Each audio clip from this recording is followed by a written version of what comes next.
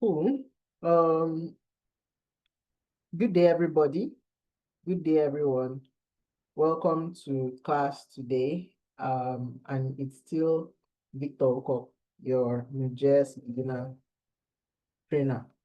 And today we are going to be looking at the topic Introduction to RESTful APIs and API documentation, right? And I also remember that in the last class, I talked about we going deeper into classes, which we are going to do also in this particular class. But first, before we dive deeper into classes, we'll talk about RESTful APIs, right? And then um, what is API documentation. Then we are going to do examples, have a see how to write maybe a simple RESTful API, and then API documentation, how to document it. Yeah, so first, what is REST? Because we are talking about, in fact, let's start from what is API first, right? Before we now talk about what is RESTful APIs. So an API is an interface, right? Just the same way we have GUI, we have CLI, we have API. And we know that GUI and CLI are mostly used by humans, right? You interact directly with a GUI or a CLI, right? That is what humans interact with, right? But then if two machines want to talk to each other, right? How do they interact, right? Especially when you have a client-server architecture where the client is asking the server for something and is waiting for a response to the request it made, right? So in that scenario, there's supposed to be a way, right, or a method where the client can tell the server, right, what it wants, and the server understands what it wants and then processes it and gives back an information.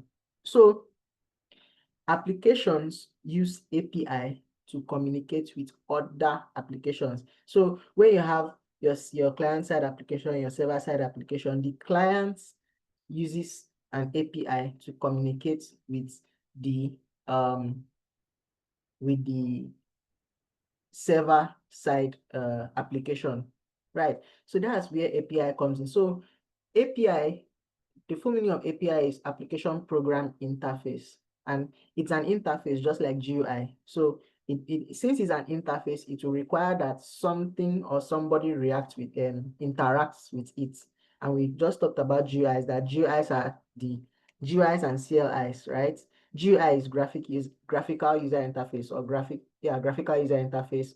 CLI is command line interface. You know that graphical user interface is what we use daily. For example, your phone renders GUI on its phone screen, and then everything you're doing on your phone, when you tap on the screen or tap the buttons, you're interacting with the GUI, right, that your phone presents to you.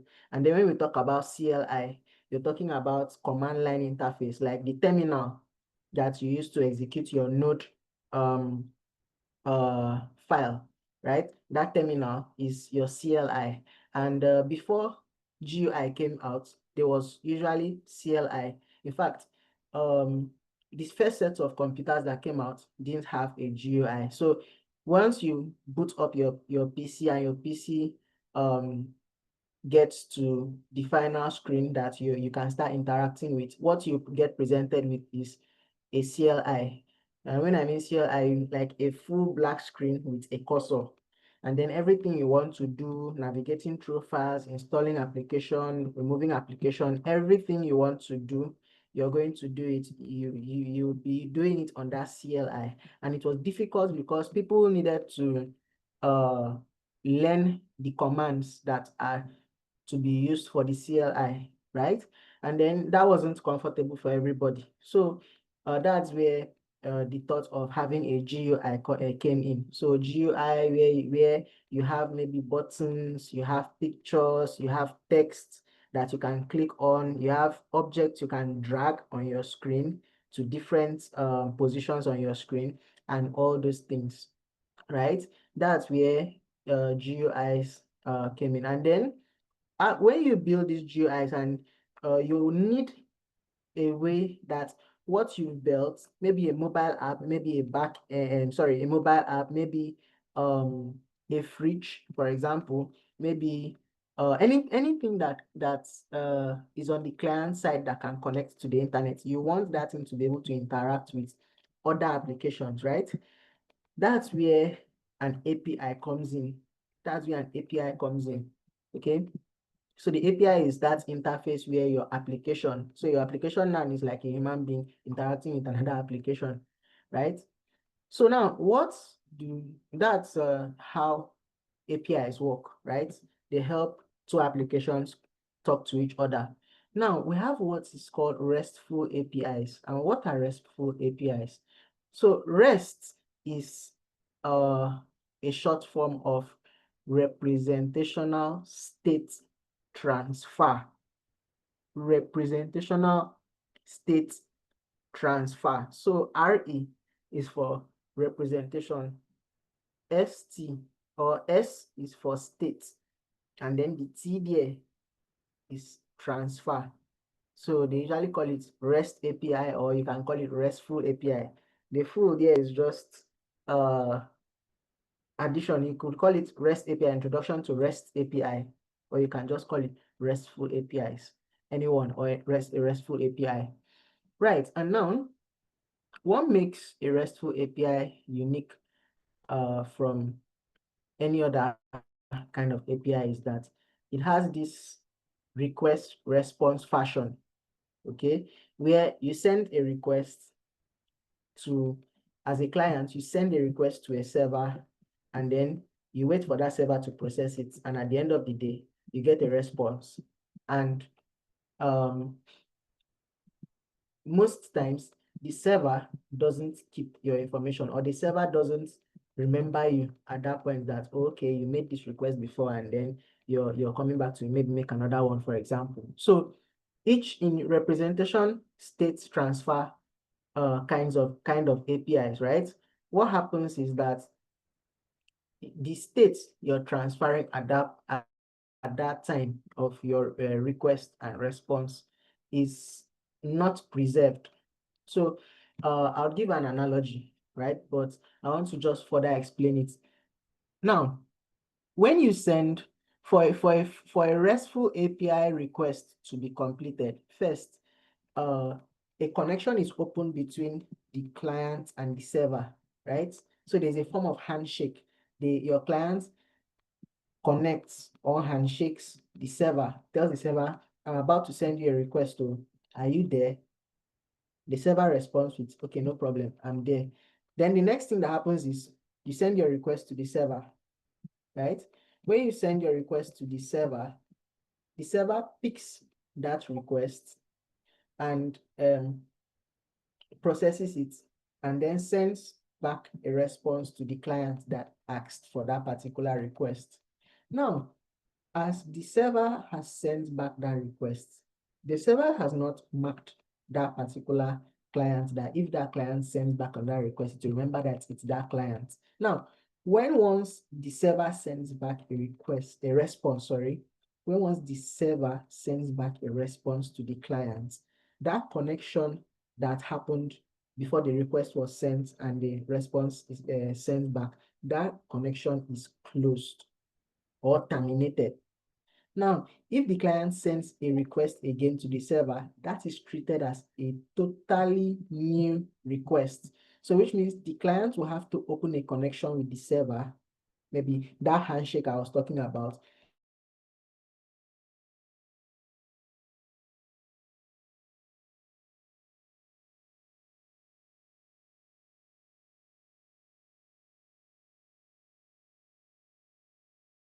Connect with the server again.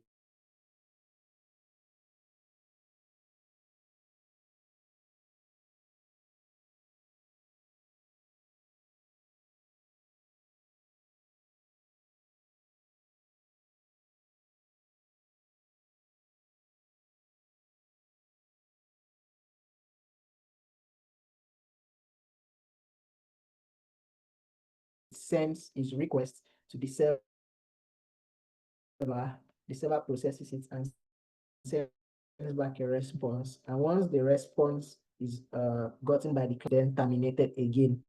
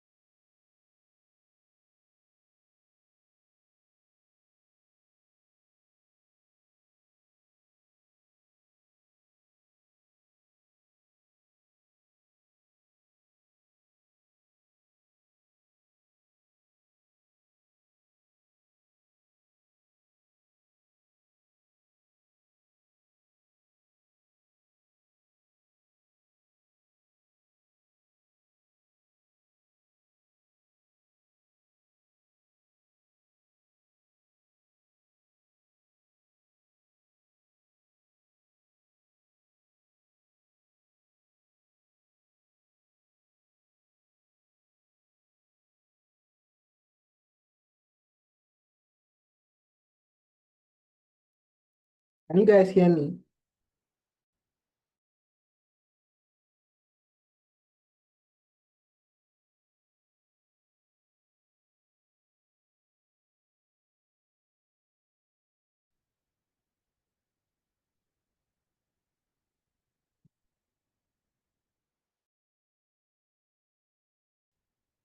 Can you guys still hear me? Continue from where we stopped. Right now, once that happens, right? Once you make that request and then you get a response. Okay. So I was saying that once you connect, so let's take for example, front end wants to connect with the back end you're building, right? The front end is going to first send a it's going to first try to connect, right? Okay. Yes, Onyedikachi Johnson, yes. AI uses API tool on it. So when you send a request, right, to an AI, right, the AI accepts that request as a RESTful kind of request. Some might not really use some might not be, you might not send a RESTful call. You might use something like Axios, um or you might use the other ways to connect to you can use RPC. There's what is called RPC, right? Remote procedure call. You or you can connect, the clients can connect to the server using Axios. So Axios is a library you can use to make and preserve live connections with someone, right? For example, your chats, maybe if you're building a chat application, right? You can use Axios on your front end and your back end, so that once the front end makes a connection with the server, that connection stays alive until maybe the client goes offline, right? So that's different. That's in that kind of connection, right?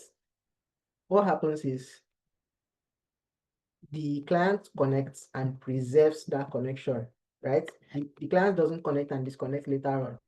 It preserves the connection, right? And then that connection lasts until the client goes off. So if you notice what I've said so far, with RESTful APIs, you can't just send a response back to, you can't just send a response to a client like that. You can't just send a response. They have to first be a request sent in before a response is sent back. It's more like if I don't ask, you don't talk kind of relationship between the client and the server. The server will not say anything. The server will not return any response to the client except the client asks for that request. Then the server will now process it and send back. Right? That's how RESTful APIs work, basically. Okay. So, but if you're building something that is not a RESTful, that is not going to use the RESTful API architecture, right? You can use other libraries or other, there's this streaming, I don't know how to describe it now, but it's possible to stream data from the back end, right, to the front end. That's why your AI doesn't just wait and then show you all the text. It will be dropping as the AI is processing it on your end, because the text is kind of being streamed from the back end to the front end. So it's coming as the AI is thinking about it and packaging it. It's coming in packets like that to the front end. Right. So we are not going into that yet.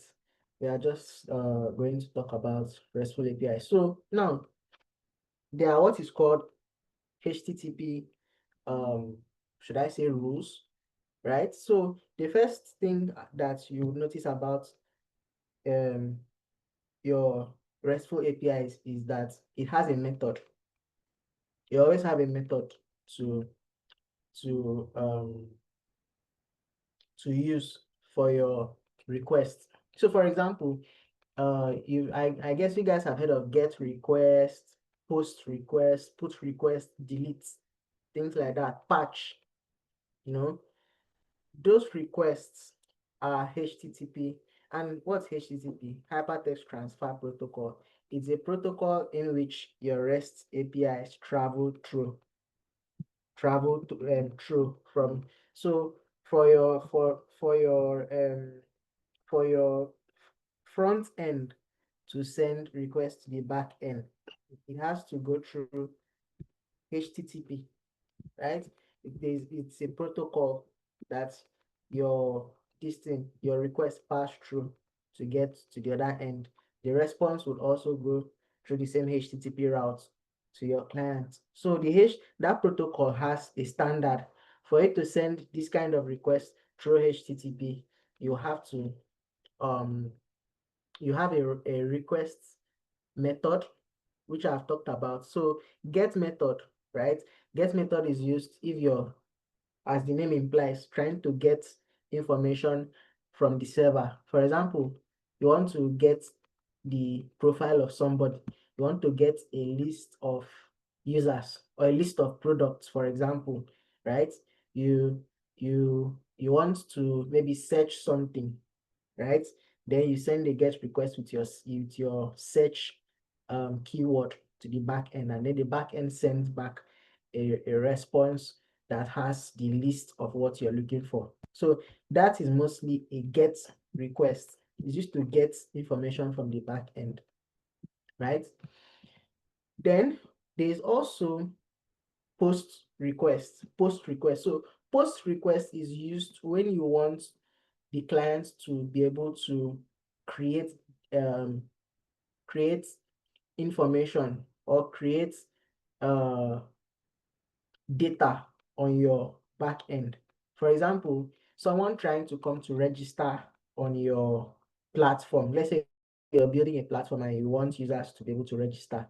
When they fill the form and they click register, the kind of request you will likely be sending to the backend, or you will have to send to the backend, will be a post request, because it's a standard that request is to be used to create data or create a record on the database of that API service that you're interacting with. Then we have put and patch, right? And then I would explain the difference between put and patch. So put is used to put and patch, both of them are used to modify an already existing data on the back end. It's mostly used to modify data that exists on the back end. And then what's the difference between put and patch? Now, let's take, for example, because it's an example that will really make it easy to explain this. Let's take for an example, you registered on a platform, and then registering on that platform, it asked for your username.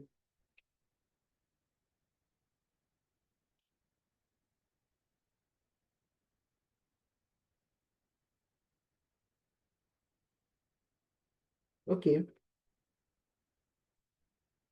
so um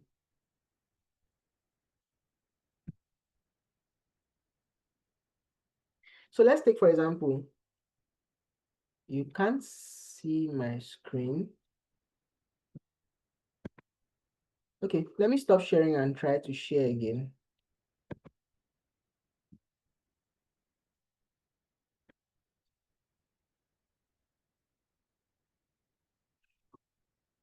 Hope you can see it now. Hope you can see my screen now.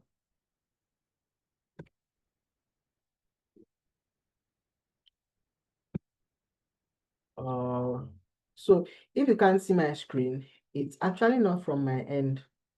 It's not from my end, right? It would be from your end, right? So so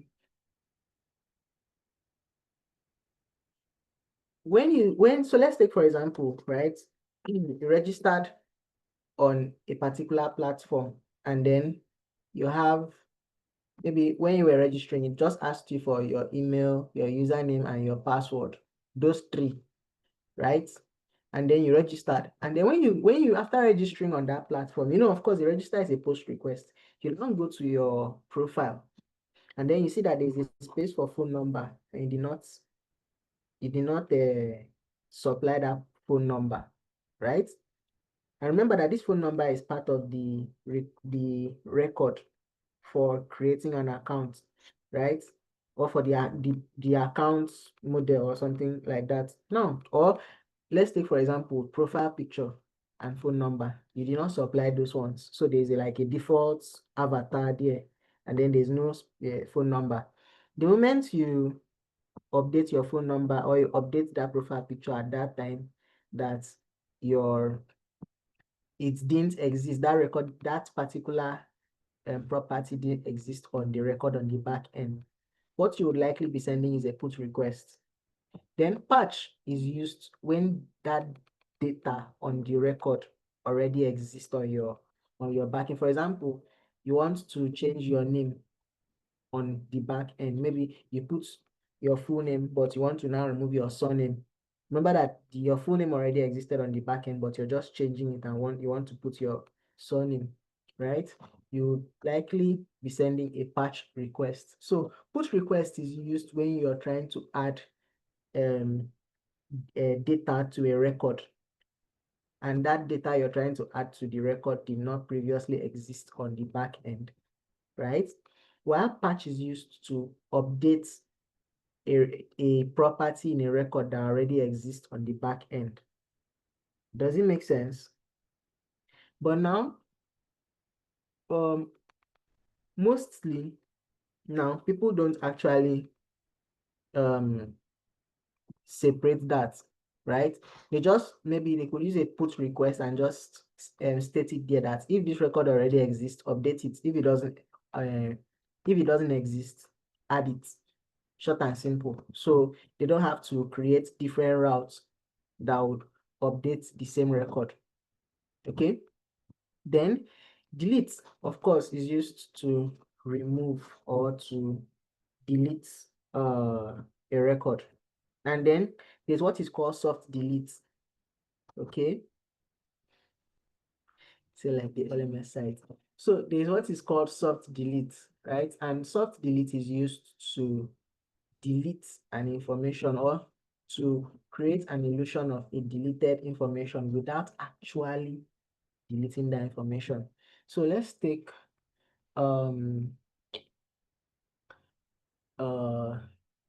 for example your WhatsApp, right? That you say delete for me. Maybe you send a message and you say delete for me. The other user can see the message, but you can't see it. Okay.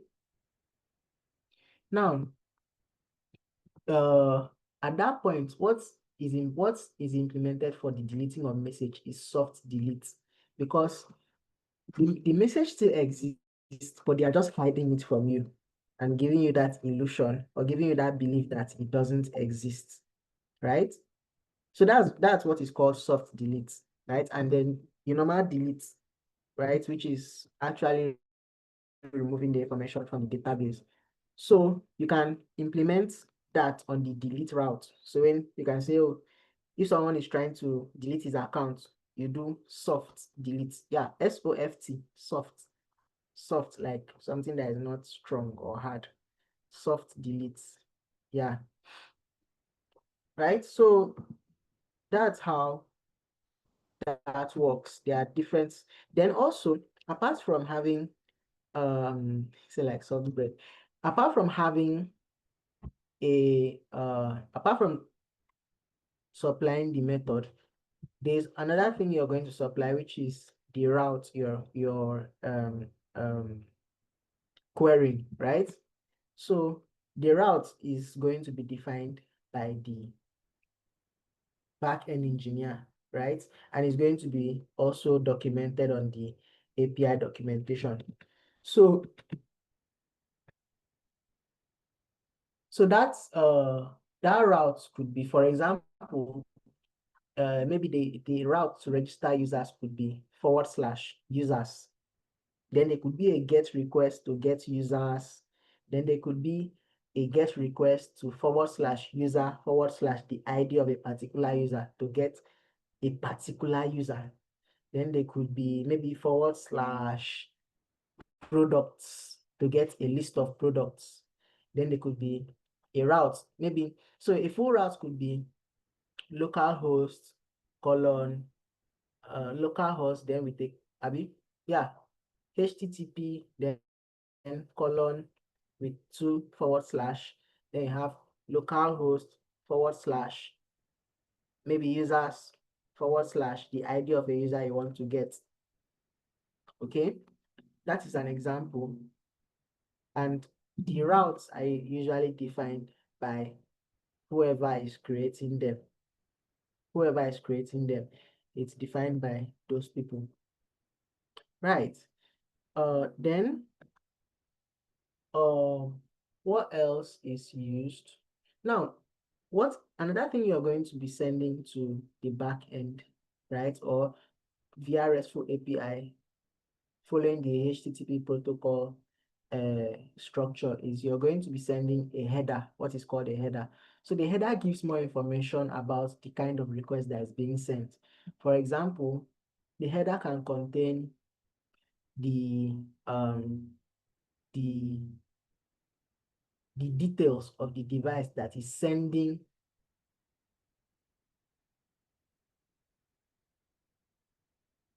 Okay, no, I'm not actually writing anything, right? I'm not writing anything. I'm just sharing the slide, only the slide. Okay.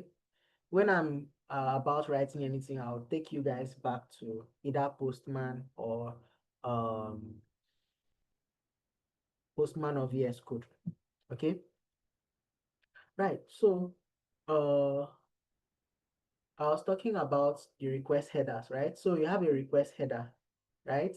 Then that request header contains things like the content type. Maybe if there's if you're sending a picture to the back end, your header will give more information about the kind of request. Okay, this request, the content type is a multimedia, it's not text. Or if it is text you're sending, you specify that it's text you're sending on the header. If it is JSON data, you also, so we'll talk about JSON too. Then also we have what is called the payload, right? So the payload is it's the actual data you want to send to the back end. For example, if you are trying to do a registration, maybe create a registration form, right? The payload is going to contain maybe the full name, the email, the password of that particular user that is trying to register. If it's maybe to add a product, it will basically contain the product name, maybe product picture, maybe product type, and every other thing that has to do with the product. And that is also going to be defined by the person that is creating the API, right? Then, what else is going to be defined? I think that's basically it. That's basically it. Those are the properties that you're going to be defining when you're sending a request to the back end. And we are going to see how those properties actually work out, how we can actually use them. Okay. Then when you're getting a response, right? What usually comes back with the response is there is a response header, there is a response status code, right? And response status codes is another big topic that we'll be talking about extensively. Response status code and the response body, which is the data or the payload that the backend is sending back to you as the client. Okay, so that's how that works. That's how you structure your data, right? When you're sending a request, you structure it that way: a method, a route, right? The payload, the header, then you send it to the back end. Then the back end receives it, processes it, then it sends you back the status of your the status of your request, which is the response. It will send you back the payload, and it will send you back there some request headers, right? Now, then what is documentation, right? So now, as an API developer, someone building something that someone else will write, you wouldn't want to be in a meeting every day and they would be asking you what's the payload for this particular route, what is the route we would use to send this request, what would be the method we will use to send this request, is it a put, is it a post, um is it a patch? Okay, right. So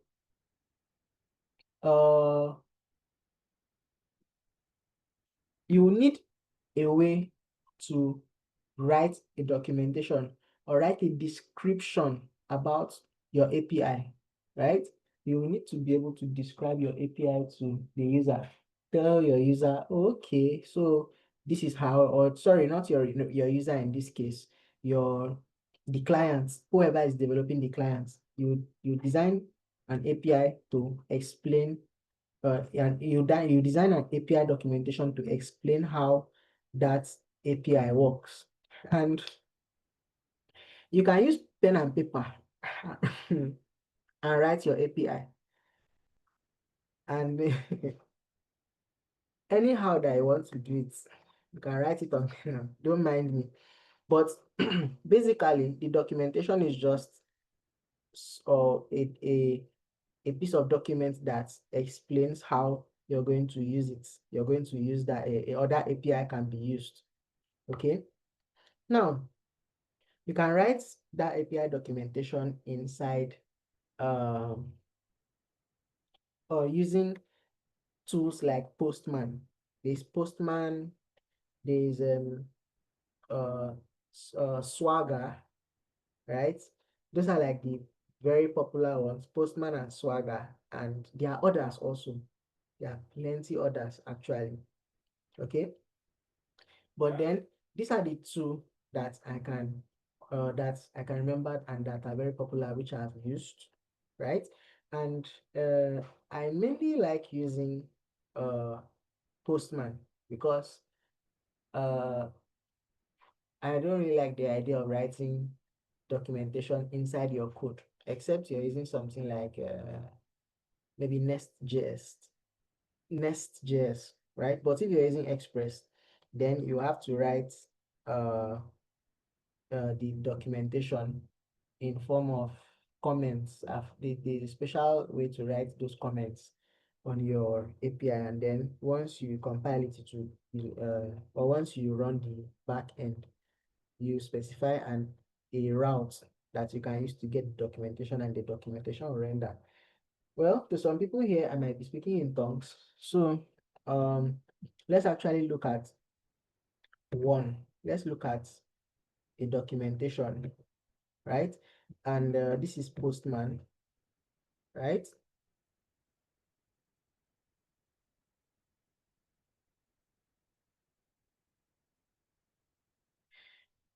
So I don't, okay, you guys can see my screen. Let me stop sharing and share Postman now.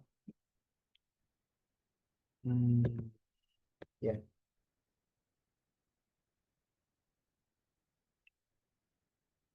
Okay, you guys can see Postman, right?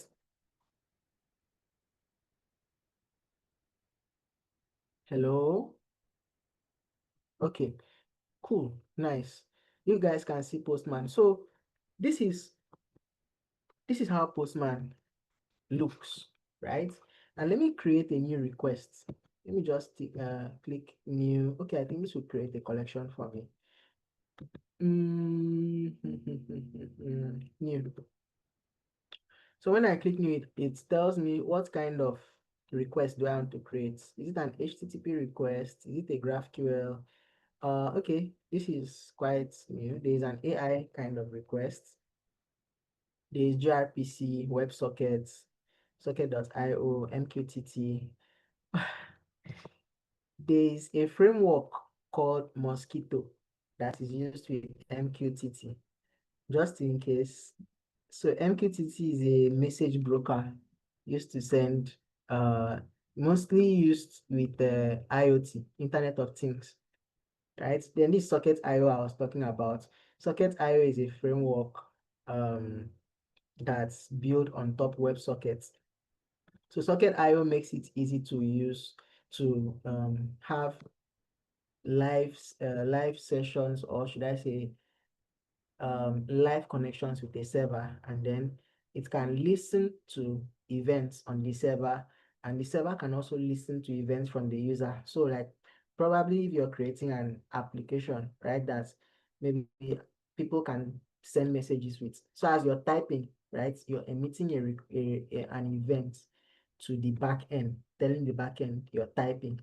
And that once as you're still typing, right, there is what is called the bounce. So that the bounce is waiting. Once you stop typing, maybe wait for like 2 seconds. Then it now tells the back end that you have stopped typing. Oh. So once you start typing again, the request or the event is an event is sent to the back end that you started typing. Then there's also a listener to listen to when you stop typing, and then tell the back end that this guy just stopped typing, right? uh the bounce is different from socket. It's not baked into Socket.io. You learn the bounce on your own to use it, right? That's like another concept, but Socket.io is just basically used to simplify connecting with a server and back. The same thing with WebSockets. So WebSockets is the, should I say, the raw form of uh it's not actually a framework, or it's should I say it's a standard that came with, or that comes with your browser. So you can use WebSocket directly without needing to install any framework or anything like that. And then it's also used for direct communication with the back end. So things like retrying to establish a connection with the back end, Socket.io may not do it for you by default. Meanwhile, WebSocket will not do it for you by default. Meanwhile, Socket.io does that for you by default. Then we have gRPC. I remember I talked about RPC. RPC is called remote procedure call. And with RPC, you are allowed to call, RPC enables you to call a function on another computer. More like if that computer was, or if the function you're calling on that computer was actually on yours. Like you write the function name, you pass in the argument for that function, and then you execute it, and then it's going to call that function on the server. You get? But then the server has to be configured to work with gRPC if you want that to happen.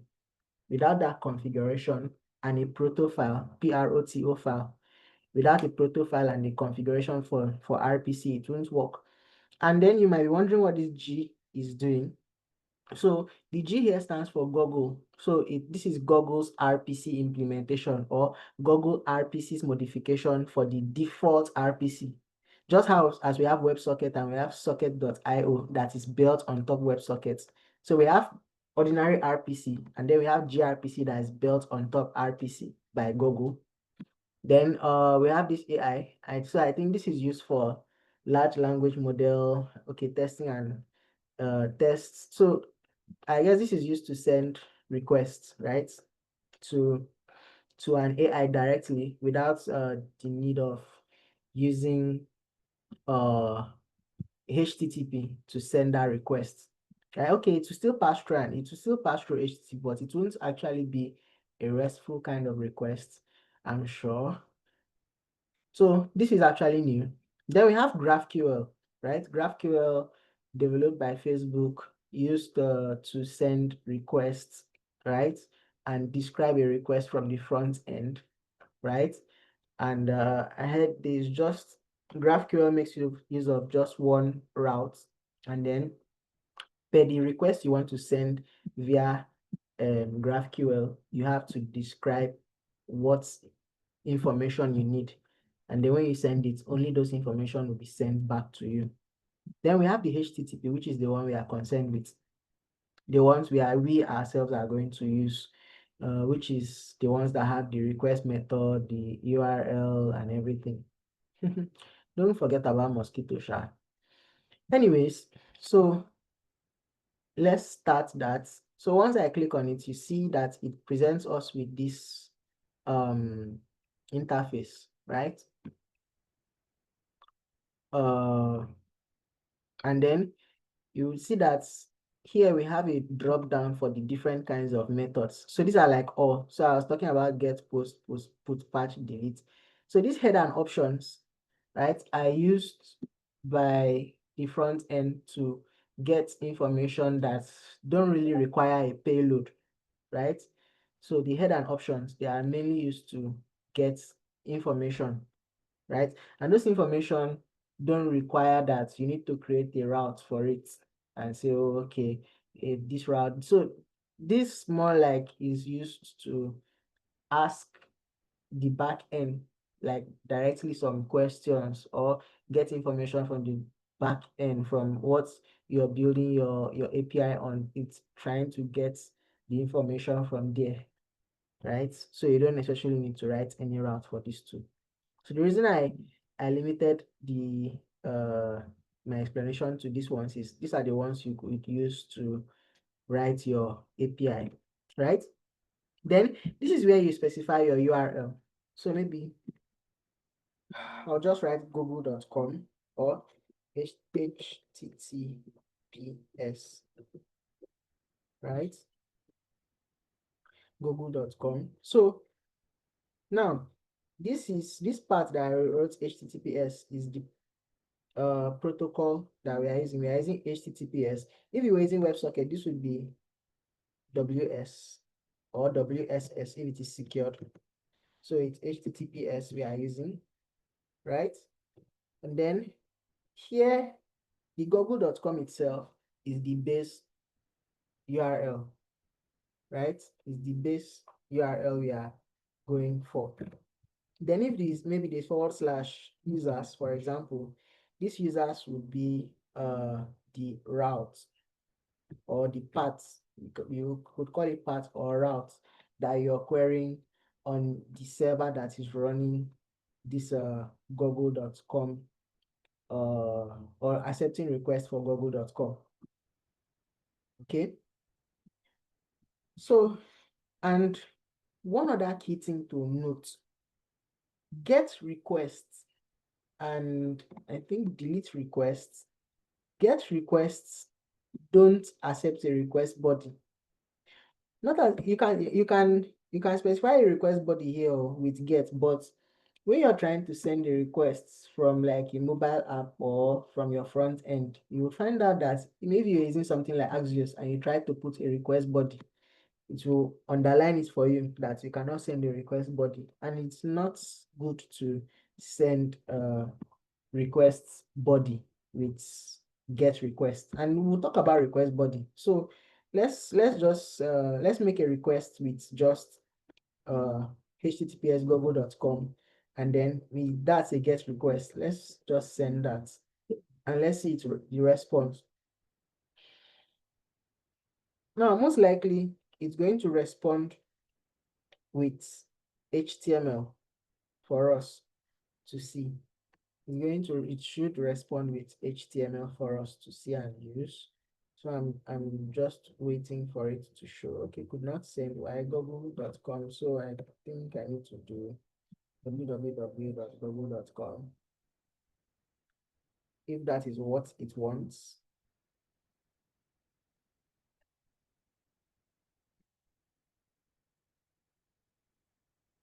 Okay, and also okay, I think I know why this is happening, because I'm actually using a router and the router doesn't accept the router doesn't work with. So if I said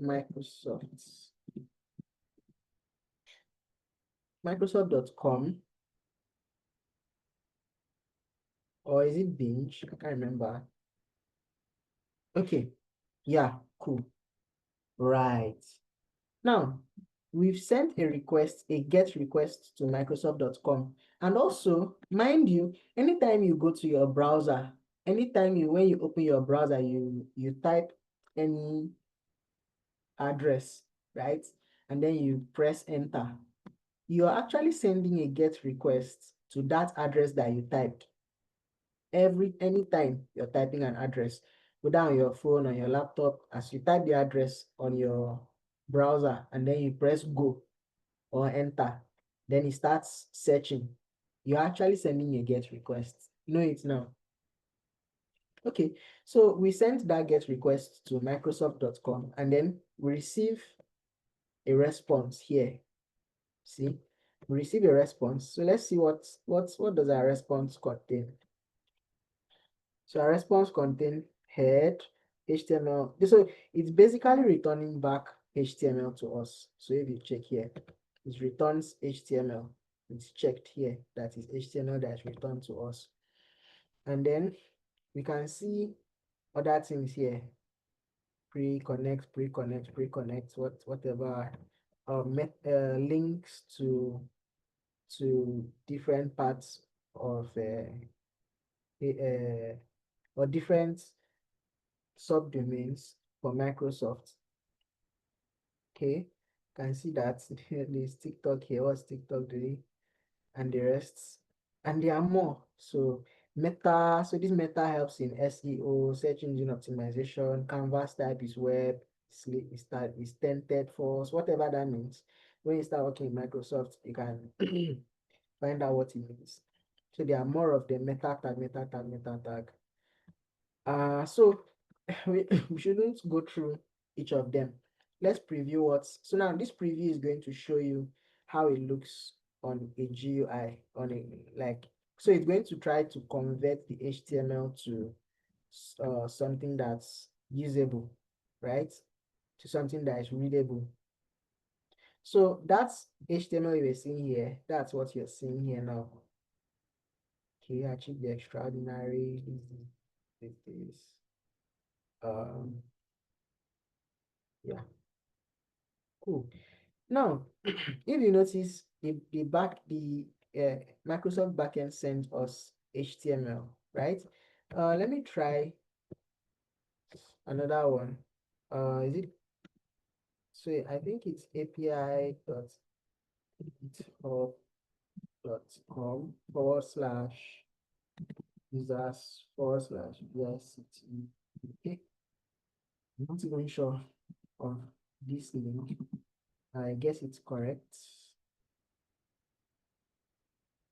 Okay, beautiful. It even works. Now, if you notice, this is changed from HTTP to JSON, right? So the back end, right, when we queried this, sent back to us that, yeah, I'm not sending you uh, HTML like I did before. I'm sending you a JSON. And if you try to preview it, it will look more like a table, right? A table of different values, right? Key value pairs. So this is this is my GitHub account, right? My GitHub account, and then these are like information about me, my gist my so if you want to see all my gist, my public gists, right? And click here, start URL. So how many stars I have, or I think also how many I've started. Also, I can't tell. So you see that there are others. My name, Victor, blog, this blog, company, location, bio, and the rest of the other things. Following, followers, public gist, and public repos. I have all those, right? Now, we were able to send a request and we were able to get back a response from the server, right? So apart from the body, which is the payload the server is sending back to us, the server could send us cookies, although it's not sending any cookies to us, right? So then for people that wanted giveaway, I would have given cookies out to you guys, but the server did not send us any cookies at this point, right? So then there is another interesting information the server sends to us, which is the headers. So these headers gives more information about the kind of payload and the kind of response we are getting. So the date that response sends it, and the date and time that response is sent back to us in GMT. Because GMT, we are using GMT +1, so it's 1 o'clock at my end, right? Or let's say 2 minutes past 1 at my end, but here it's 12 o'clock, right? Right. Then the content type, application/JSON. This application/JSON is what makes this body understand that it was a JSON document that was sent to us. So these headers these headers here is the one that the server sends to us. Meanwhile, this server here these headers you're seeing here is the one we want to send to the server. And we are going to preview this shortly.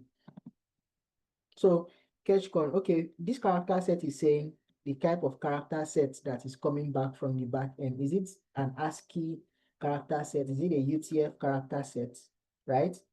Catch control, public, max age. So how long would the catch for this information is being sent, how long it will last, like how long should we keep it, and then after sometimes it expires. Okay, so that's what is being set here. The backend gives that, right? I think this should mean 60 seconds, which is 1 minute. I'm sure that's what it means. If I'm correct, I think that's what it means. Then there are more. So the server can specify its own headers and send back to you. So vary assets. So it's not by must, you must know all these things. You must understand all of them, right? It's not a must to. Or if you want to, you can actually research on what each of them mean, right?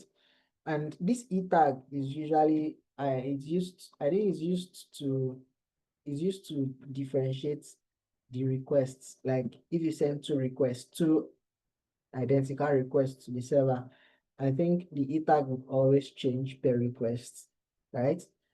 So the most important ones to me is the date and the content type.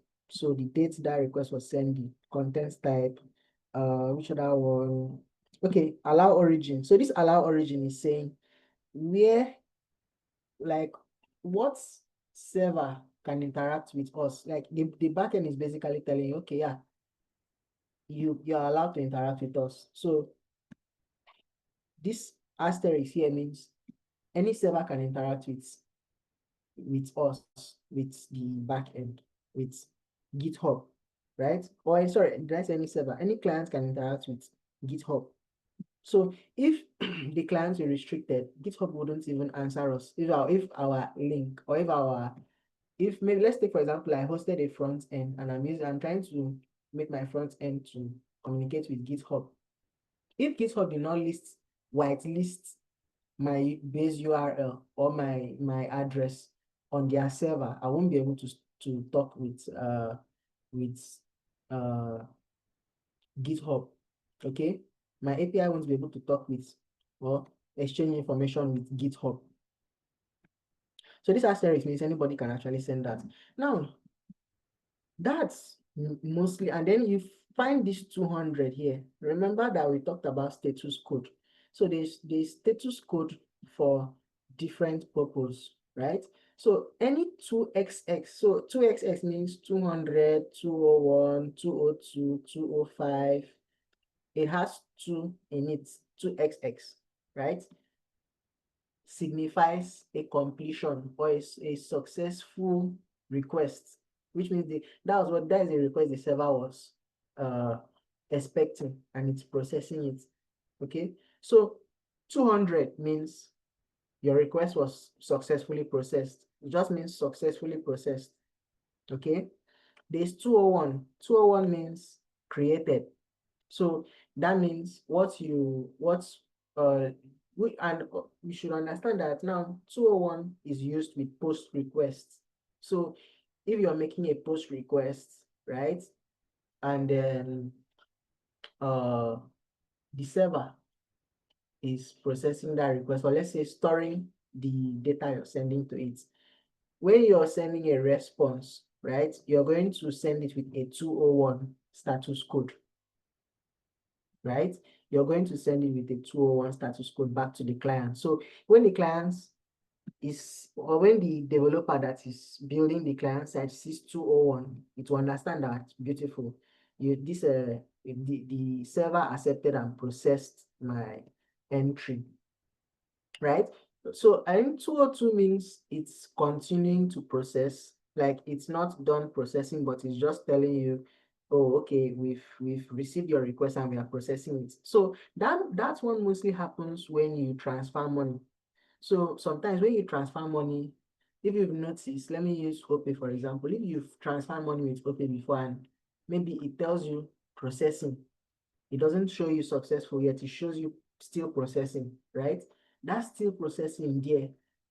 It means the server sent a 202 to the application to tell you that it's processing your your request. So you can actually maybe leave that screen, and then later on it will notify you that okay, it has finished processing that request, or it has not finished processing that request, right?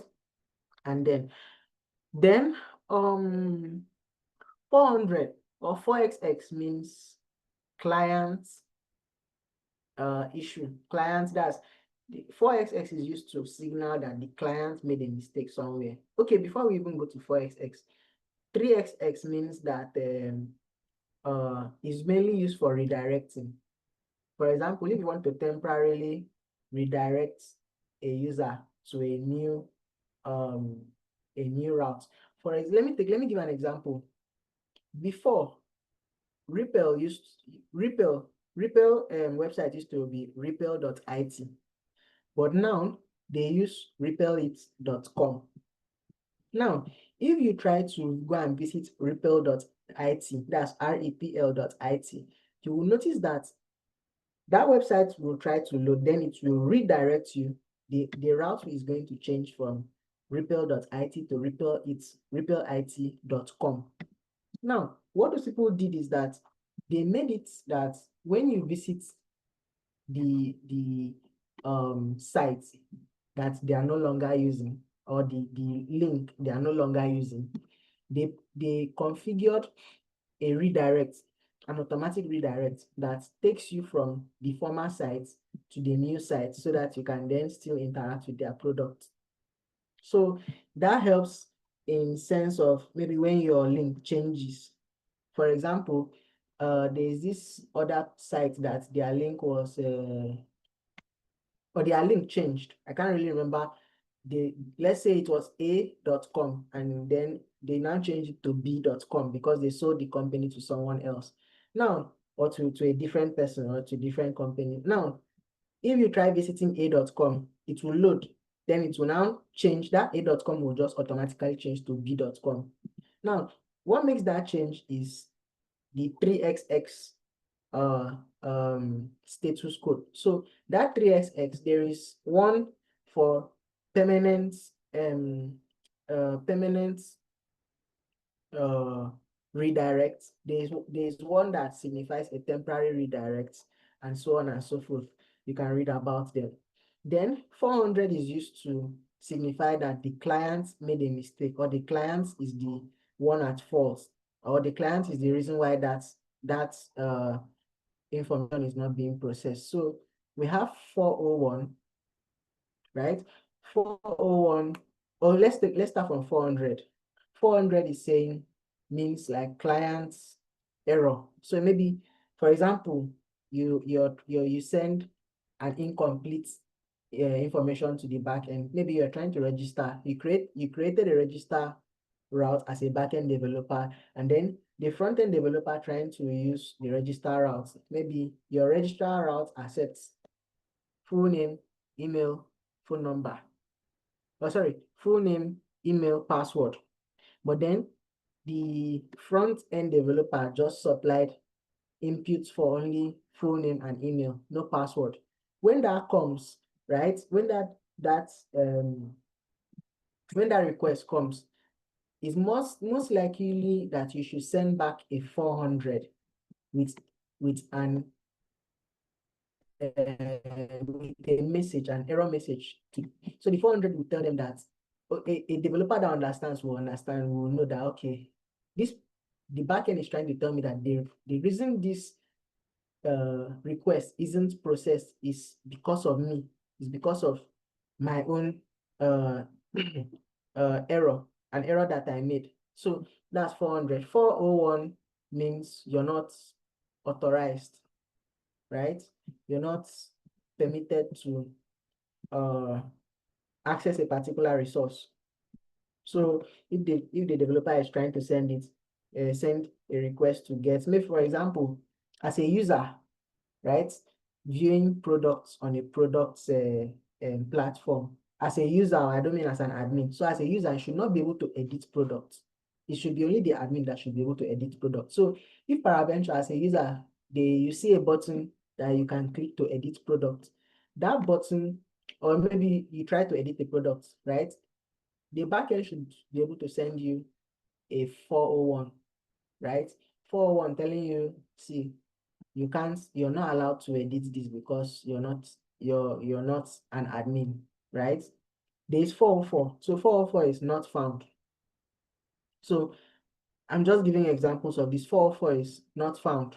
So that not found means maybe the resource you're looking for does not exist. For example, a product was deleted on the back end, right? And then I'm trying to look for that product. Maybe I have the ID to that product, and I then query the back end to tell the back end to return that particular product. And mind you, the product with that ID has been deleted, but I'm looking for a product with that same ID. You get, the back end should be able to give me a 404 to tell me, oh, this product you're looking for does not exist. Okay, does not exist. So let me give an example. If you've used Twitter very well, there are times you click on a post. Once you click on that post, you see the post want to appear, then it will tell you post has been deleted, right? So how did the front end, or how did the mobile app know that that post has been deleted? Depends on what the server sent at that point. if the server sends that that post has been deleted, or the server sends a 404, and then the front end uses that 404 status, it can use that 404 to say, okay, since it is not found on the back end, we should just give a message to tell the user that this has not, or this was not found. This tweet was not found, was nowhere to be found. Okay. Then we have 500. So 500. Now 500 is used to tell the client that the request or the error that has occurred is not directly linked with them, but is linked with the back end. You consume the API properly, you supply the necessary information that the API wanted. For example, the API, maybe let's take, for example, that register now. You supply the username, supply the email, you supply the password, you send the request, and then the back end, for some reason, could not process that request, right? And the fault is not from the front end. So what you would likely, this status code you would likely want to send back to the front end at that point is a 500. So that or 5xx, right? So 500 is under 5xx. So that 500 or 5xx in general tells the person that is consuming that API, right, or the client consuming that API, that this issue you're facing at this point is not your fault. It's the back end's issue, the back end's fault, the back end's problem. The back end is the one that has that issue at that point. Does these things I'm saying, do they make sense to you? Does it make sense to you guys? I hope you guys are following. If you are following, just say I'm following. Say I'm following. Oh yes. Okay. So once you send back that 500, the client will understand that, okay, this is this battle is not my own, it's the back end. So maybe at that point, so if you notice in some websites where you visit and then maybe you try to do something and it tells you, oh, something out of the blues happened, and then they would like to or you should leave that page, or you should send a um or if you should file an issue for that request so that the backend developers or the developers for that platform can look into it, right? So that usually comes up when there is a backend issue.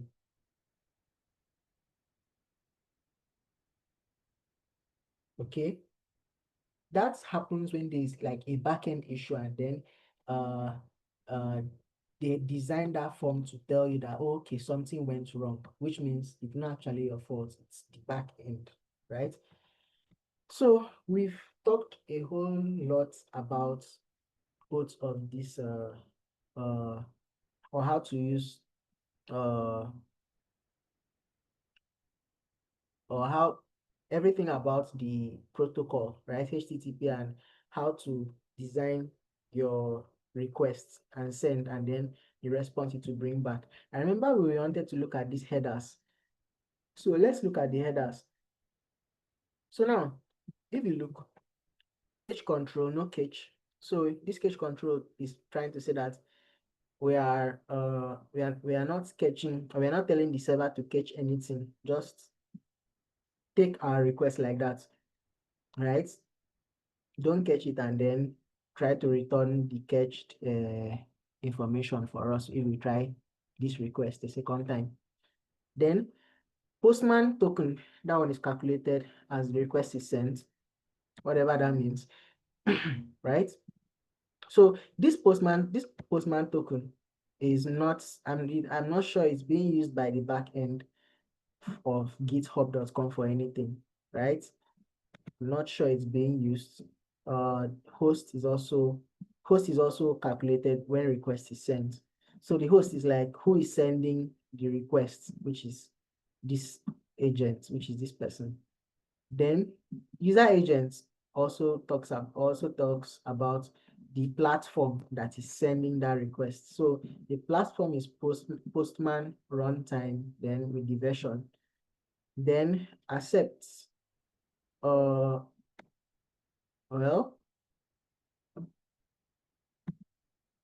so accept header is, let's check what accept. So accept header is added to tell the server that Postman can understand and process all forms of response content type. Okay, so this accept is used to so if you want to tell Postman that you can only process a particular kind of response, maybe you can only process JSON response, then you will now write accept, then you would write the application/JSON. So that is going to tell the back end that I'm expecting a response, a JSON response from you. So don't send any other kind of response to me. So accept encoding type. So this is saying when you're sending back your the response, right? Encode it in any of these, right? In any of this manner or in any of these formats, then the front end will be able to read it. So this connection, right? They keep alive. So let's see what it says. So we recommend Postman added this connection header to indicate that the server is to keep the underlying network connection open once the current response is received. To allow Postman to use the same connection for faster response. Okay, so what this means is when once Postman sends a request, right? And then the back end sends a response back, that connection should still remain. But now, if the back end still decides to terminate this connection, Postman cannot do anything. Postman is just telling the back end, just don't disconnect me, don't disconnect me, just still keep that connection. But the server can still actually decide to end that connection and disconnect it after it has returned a response. Okay, and you can add more. For example, you can add your own headers to a request. You can add any header, basically, to a request. Any header, anyone, to a request. So the header is, but now you should not add your payload. For example, on your headers now, you now write, maybe register, you now write full name, you now put the full name, email, you now put email. You shouldn't do that. It's not allowed, right? You should only put information on the header that gives more meaning or more meaning about the information. For example, if you want to send something like an authorization header, right? I remember I talked a bit about JWT, right? JSON Web Token. You can append the JSON Web Token to your header. That is an information that makes sense to add to the header of your request, because the server can use that header to process the data, or to find out who is sending that data at that particular point, or to verify that this person is who he claims to be and the token is valid. Okay, so you can add those JWT here, right? And then any other thing that you know that is not going to be a payload, but the server should know about, you can also add it here. Beautiful. So that's about all here. And also let's see how we can now, let's take, for example, we've written this out. You're not just going to write it like this and leave it. The next thing you have to do after documenting your or doing your documentation is to save it. So when you click on save, right, it will ask you, where do you want to save it? Where? Is it a customer's collection? Is it a shop collection? So now collections are like folders. They help you to categorize your requests or your documentation. For example, maybe if I want to do register, if I want to create, so I want to create a GitHub. Let's take, for example, I want to create a GitHub folder or collection that will contain all the requests for GitHub, maybe to post to GitHub, put to GitHub, delete, and all those stuff. I can come and create a blank collection, and it's going to ask me, what kind of blank collection, what should I name it? I could say GitHub request collection. So I've done that. It has created it for me. The next thing I'll do is I'll come back here to that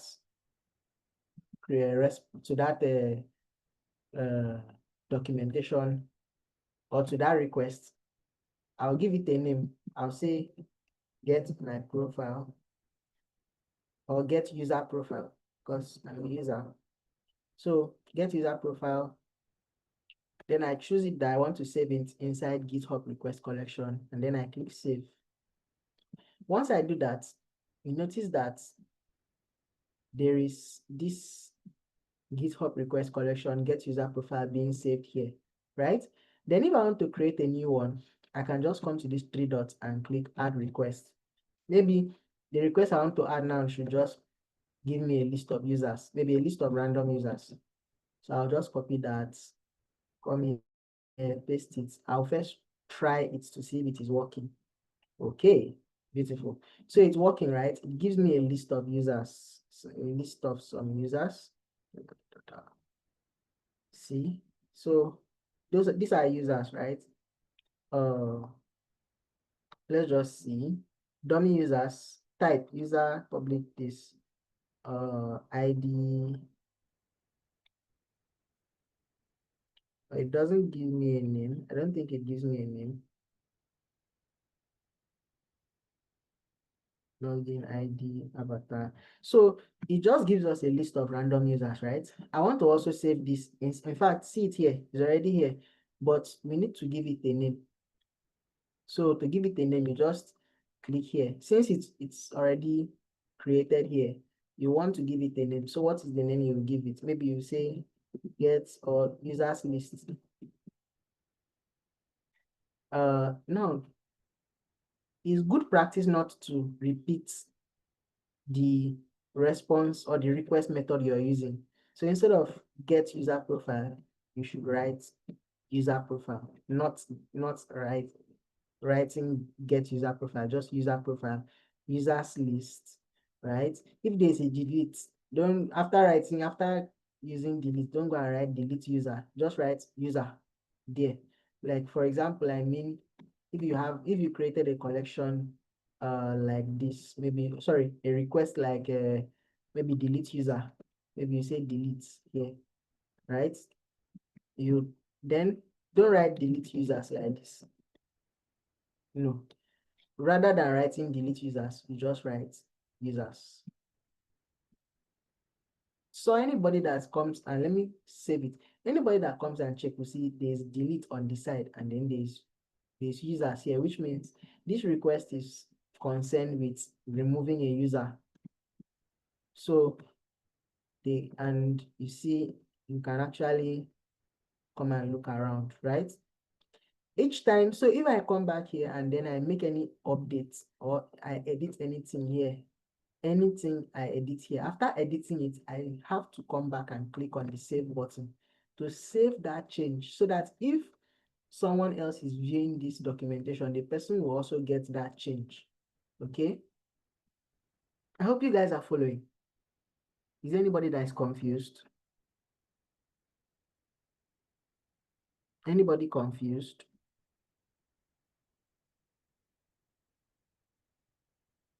I hope everybody is following.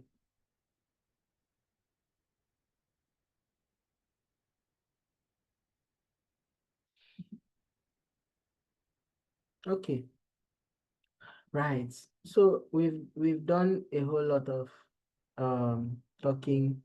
Then let's try to scaffold a very simple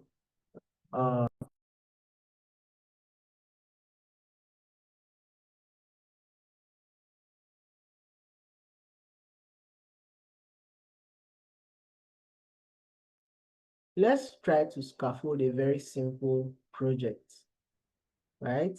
Let's try to scaffold a very simple Express project, okay? And I think this would require me to share my entire screen. This would require me to share my entire screen. Right. I'm going to share my entire screen very soon. I've not started sharing it yet, in case you're panicking. I've not started sharing my entire screen. So let's see a way to scaffold our project, right? Let me share.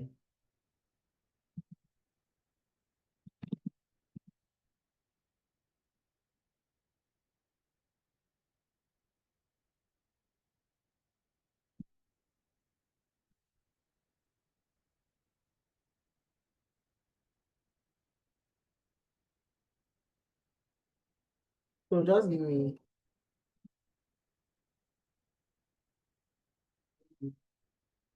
a minute. I want to open. Okay. So at this point, let me share. So if your PC has gone off, you can join with your phone.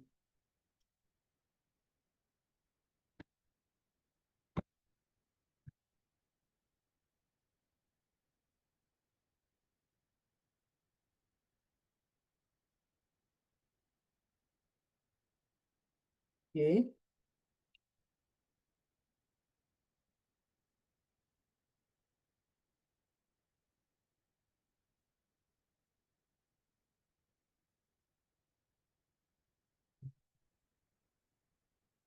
Share my screen.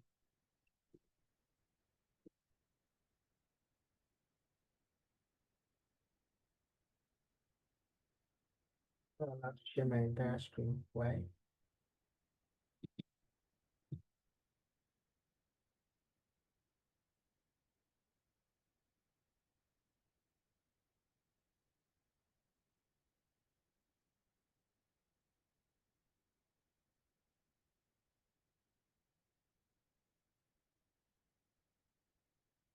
Okay, so let me share this screen. Okay. Beautiful. So what you would use to scaffold your project is a package called Express Application Generator. If you search Express Generator on Google or wherever you are,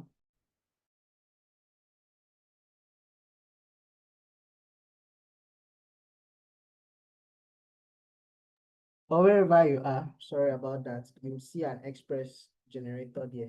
Once you click on it, you follow the prompts there. So it tells you to install, you need to install it globally. So you write npm install Express generator. That's it. So I already have it installed on my PC. So the next thing you want to do is you write express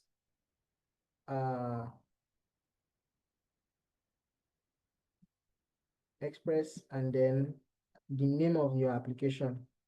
So don't worry about this view handlebars. This HBS means handlebars. Don't worry about it. So let me share a different screen. Let me share my terminal now. So I want to create a new Express project. Okay.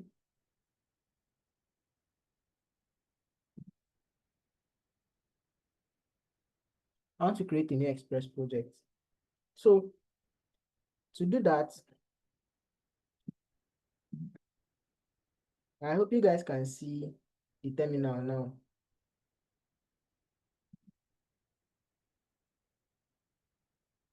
Okay, cool.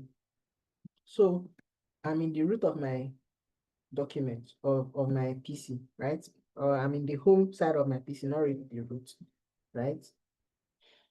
So if I enter my documents, enter documents. So now I'm in documents. Then the next thing I want to do is write express then the name of the root folder I want to call it. So we'll create a to-do. We'll start with a to-do. So I'll say to-do, and I'll press, or to-do API, and I'll press enter. Okay, what is it saying? Express command not found. Okay, I agree. I totally agree. So I'll paste it here, the express generator, and wait for it to install. Okay. Okay, don't mind what these people are saying. They are saying I didn't give this a write access. So I'm supposed to write sudo npm express. So sudo is like trying to say give this command a super admin privilege to work. So which means this command is trying to modify folders that are in the root of my PC, which is not dangerous though, but they have to be admin permission to allow this particular kind of command to be executed. So I type in my password. Don't worry, it won't show in case you're looking to copy my password. It won't show. So that is being installed. That's being installed at the root of my PC, right? If you're using Windows, it might not actually show you or ask you for a password, I guess. It might not ask you for a password. Then it has installed that. So if I say express to do app and press enter, you notice, so it has created a to-do app. It has created a to-do app / public. In fact, I should be able to share my entire screen. Let me see.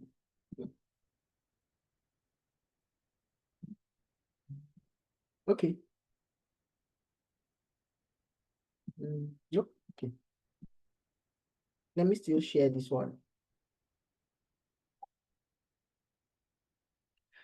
Okay. So for people that are curious, I'm not using Ubuntu. I'm using Pop OS. POP, then OS. Pop OS. As you can see here, Pop OS. Pop OS is what I'm using. Right? And it's a Debian distribution or is a Debian distribution. So we have many Debian distribution for Linux, right? Linux Debian distribution. So Pop OS is one of them. We have Zorin and the rest. So these are the folders and files that running this command has created. Express to do app, it has created all this. Now, what are they telling us? They tell us to enter that app, and then we should install dependency. Then we can start the server that we've just scaffolded using this method. So first we'll cd to do app. Then this is a shortcut. This is a way to start VS Code using your terminal. If you write code, after that, while you're inside the root folder for your project, if you write code and you write dot and press enter, it will start up VS Code for you. So VS Code has started on my PC. Let me share the VS Code, right? That has started. So let me share that screen with you guys.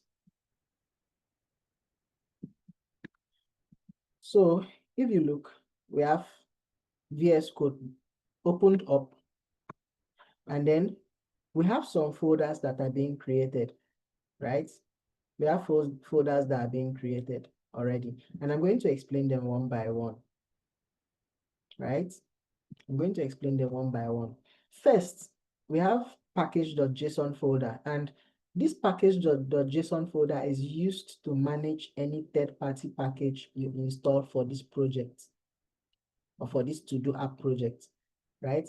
Any third party, for example, if we are on this project and we do npm install mongoose or npm install something, right? That package will be recorded on package.json here.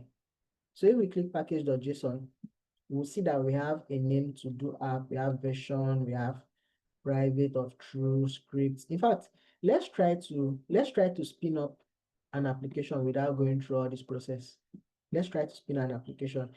We've done this one first. Let me show you how to do it manually. This way is the automatic way. Let me show you how to do it manually. Let's come back here. So, let me stop sharing and then let me share that screen again. Okay, look. So we are back here. I want to create a package, another package. So I could call it, let's say, sample package. Okay, let me leave this to do app. So dot is saying go back one step. So if you notice, I'm back to documents. I could say mkdir. Mkdir is used to make directory. That's to make a folder. So I could call that folder sample backend. Sample backend. And then the next thing I want to do is I want to enter into that sample backend. So cd, change directory into that sample backend. Then the next thing I would want to do, right? I want to show you how to create your backend like from scratch manually. Then you write you write npm init and press. So if you don't want to answer any of the npm's question, you can just type -y and press enter so that it will just create the your npm package.json file without asking you any question. But I want it to ask me questions. So I enter. It's asking me what is the package name I want to create. So anything you create, any project you're writing on your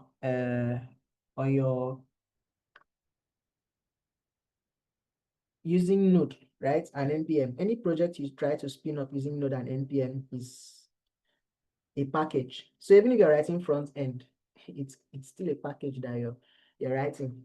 So it's just that what makes it not a full-blown package, right, is that you're actually hosting the package you're creating. You're not updating or uploading it to npm. Okay, so I'll say the package name should be sample backend. The version, I can decide to change it. I could say 1.0.1 if I want, or I could leave it at the default. The description, a sample backend. Entry points, I want it to be app.js.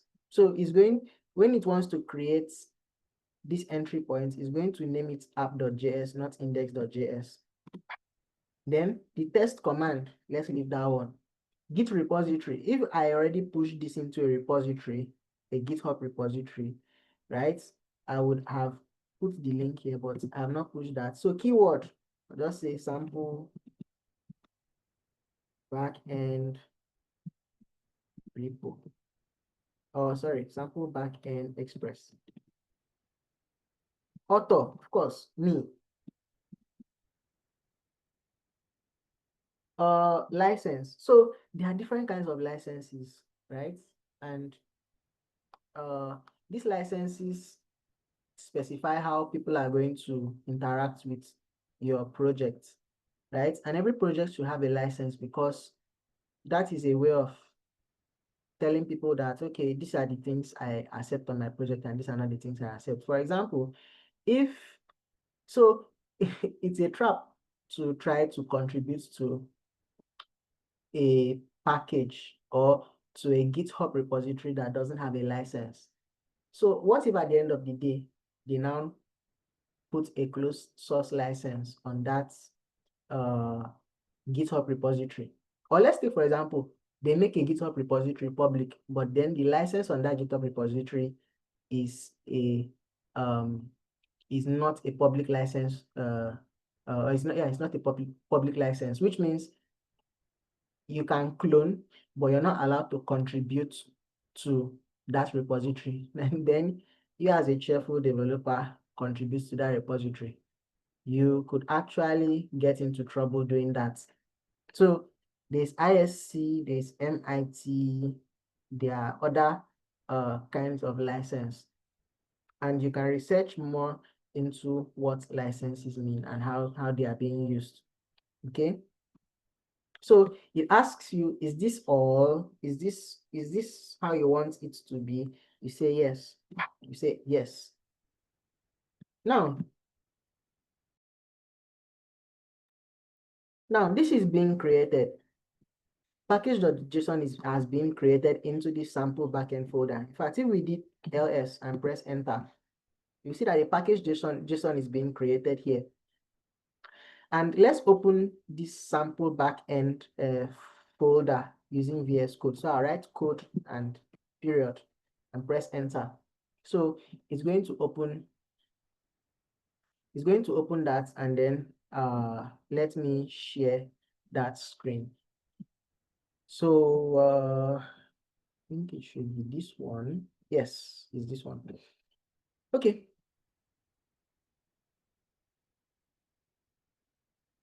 So you see that it creates this sample backend. It creates a package.json inside a basic sample this thing.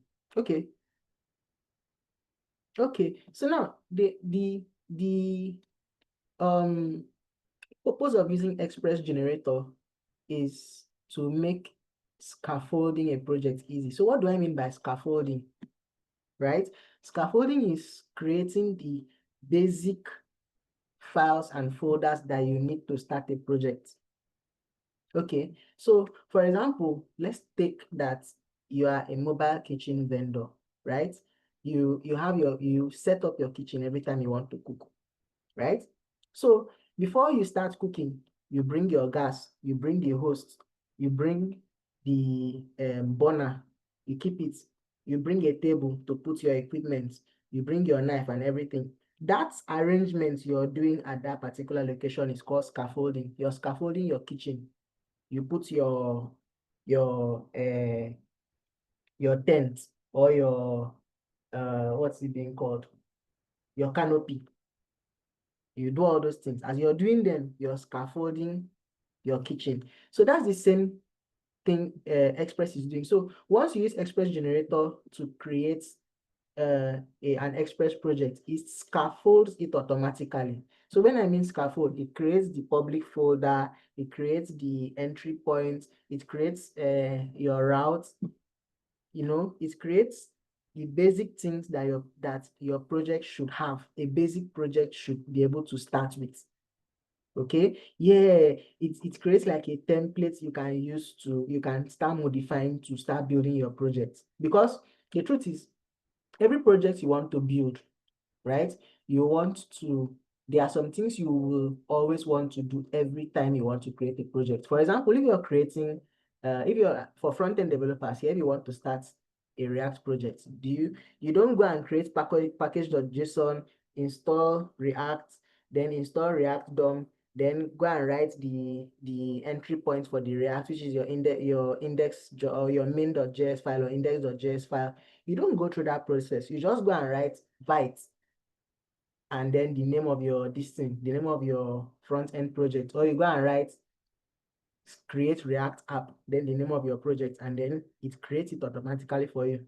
So this Express Generator is just more like that create React app that you used to do on your front end. Okay. For people that are for front end developers here, if you're not a front end developer, just understand that using Express Generator creates a boilerplate code or a basic file and folder structure that you can use to like start your project up. Okay, So, but now what I'm doing now is I want to show you how to start it from scratch. From, let's say you don't want to use Express generator, you want to write everything from scratch. This is the video for you. Okay, so I said that my entry point is going to be app.js. So I'll right click here and go to new file, and I'll create that app.js. Say app.js.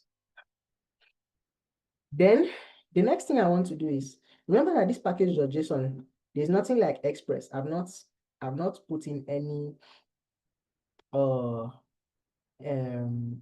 I've not installed Express as a dependency here, so I want to do that. So I'll come here to terminal, new terminal. Once the terminal opens, npm install Express.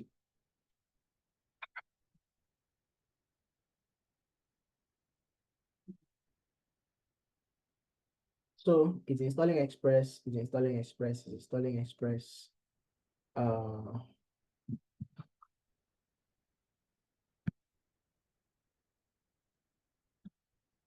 Then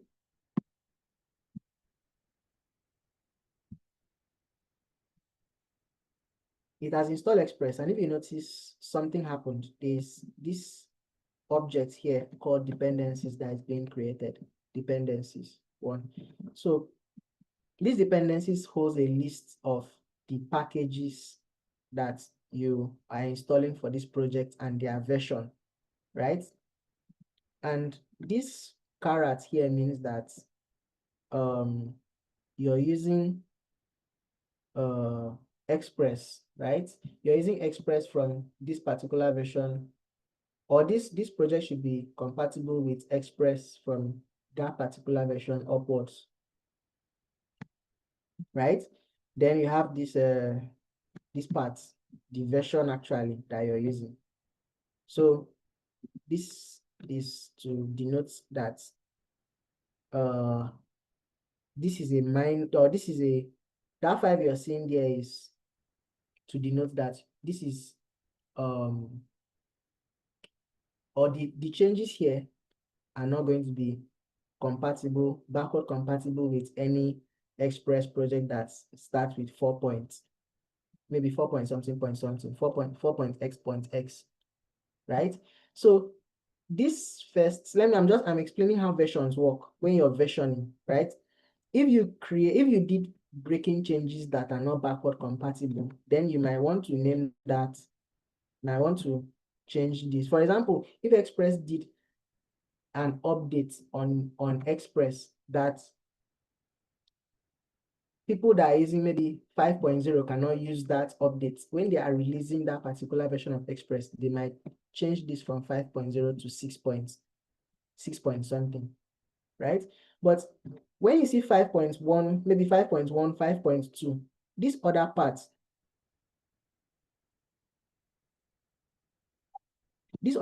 here is to denote that the changes there are major changes, but it won't break the code. So if you're using Express 5.1 and then you now updated it to Express 5.2, the code you've already written should work perfectly with the same Express, right?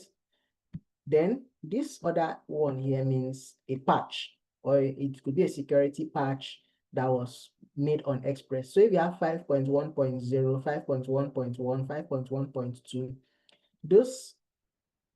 that ending digit there is to just denote that this change is very, very minor. Maybe that change could just be renaming a particular variable, or renaming a function, or rewriting some part of a function, maybe one function, which is a very minor change that doesn't affect the code in any way. Okay, or doesn't affect the people that are using the dependency of that code. Okay, so someone is asking why. Okay, the need to install Express generation. Okay, yeah, so that's it, right?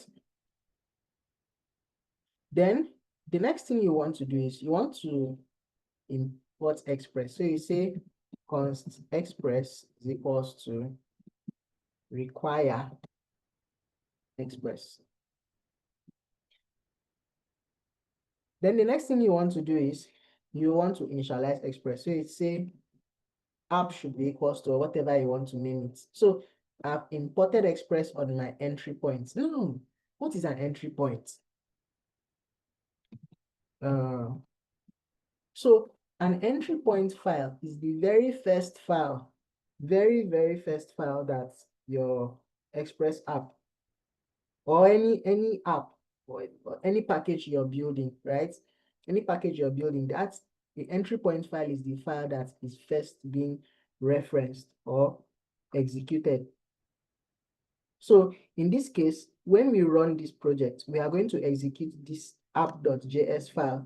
That app.js file is going to then be linked to every other file that is going to be used.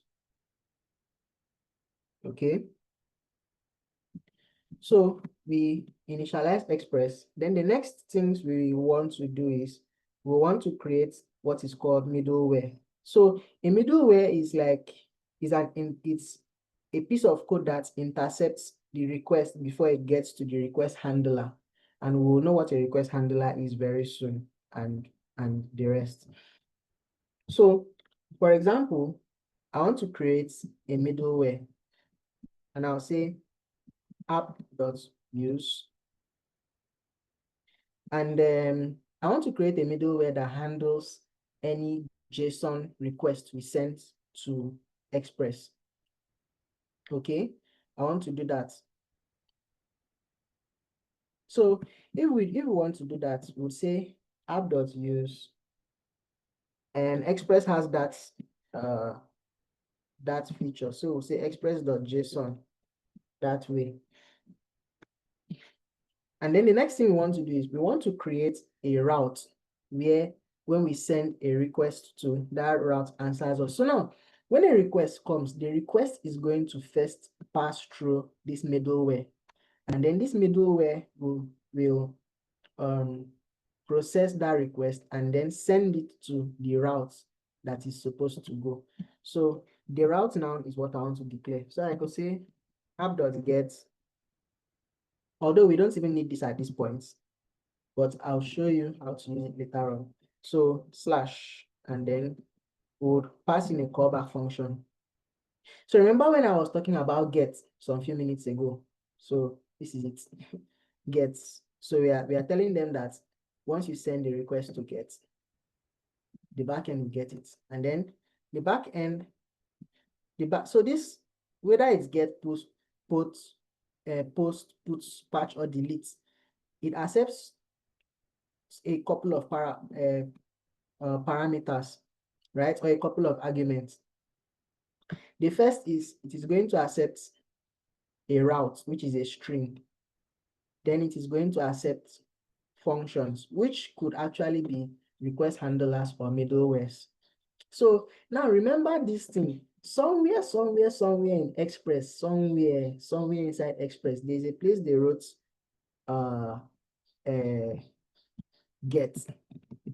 Then they say string, then maybe param1,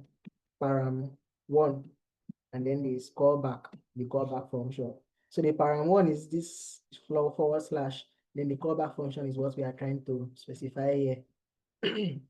And the callback might actually be more than one. It could be like 5 or it could be 3. So they'll do something like for all the callbacks. So everything apart from this parameter 1 should actually be a callback. So we're not going to stress on that too much. So this accepts REQ, RES next. Okay, so let me go back to what I did here, Sha. Request, response, next. So this callback function now, maybe let's say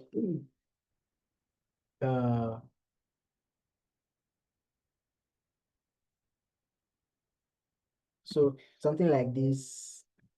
For example, maybe inside a function, then they will now write the callback also, or they look through the callback, array from callback, then they have array Q, array S, next.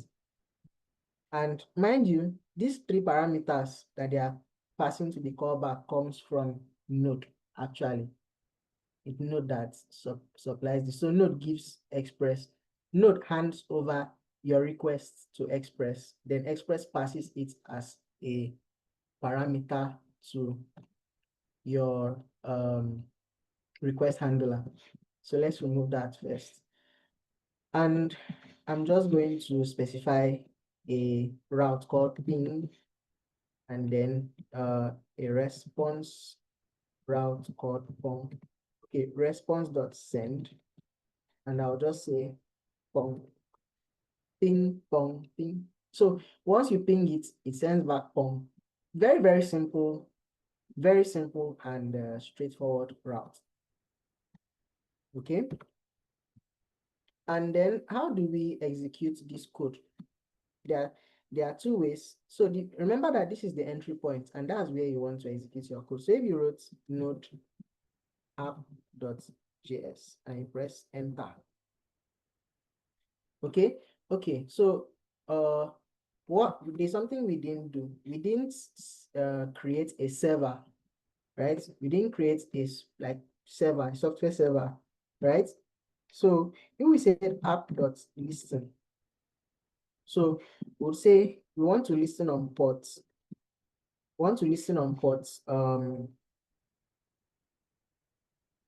3000, comma. Then we accept the callback function. And then this callback function will be what happens if the spinning of the port was successful. So if we did that, we could console.log here that server has started on port 3000. Okay, so I'll save that, Control S, then I'll come back and run that code again. So if you notice, let me crash the server, clear, come back here and run this. You see, server has started on port 3000. Now, let's go to Postman and then let's see what we can actually do. So let's go to Postman. Where is Postman? Postman, come up. Okay, let me first stop sharing because this thing won't go away.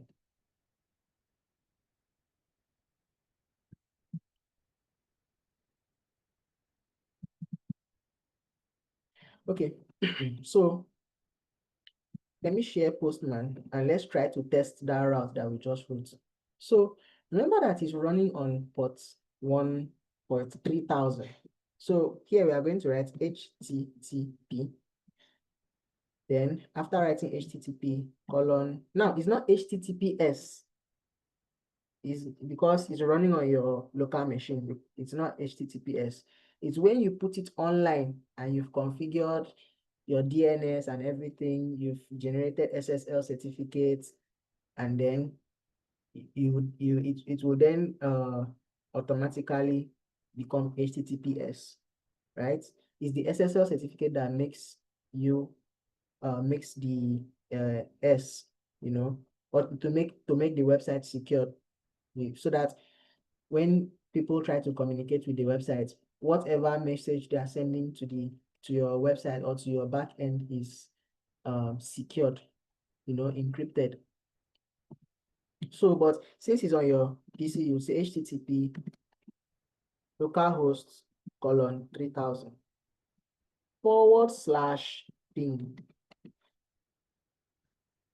So if you do that and you send the requests, what do we get back? We get back a pong. So ping, then we get back a pong. Is there anybody that is not following? Is this difficult? Is it difficult? So we can create a front end. Maybe on React or your HTML, CSS, then with a JavaScript that requests sends a GET request to this route, and this route is going to respond to the front end with the value pong. Is there anybody that is confused at this point? Is there anybody that is not following?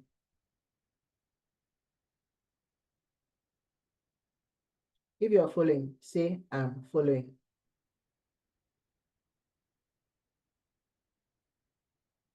Okay, beautiful. I have someone that is following, right?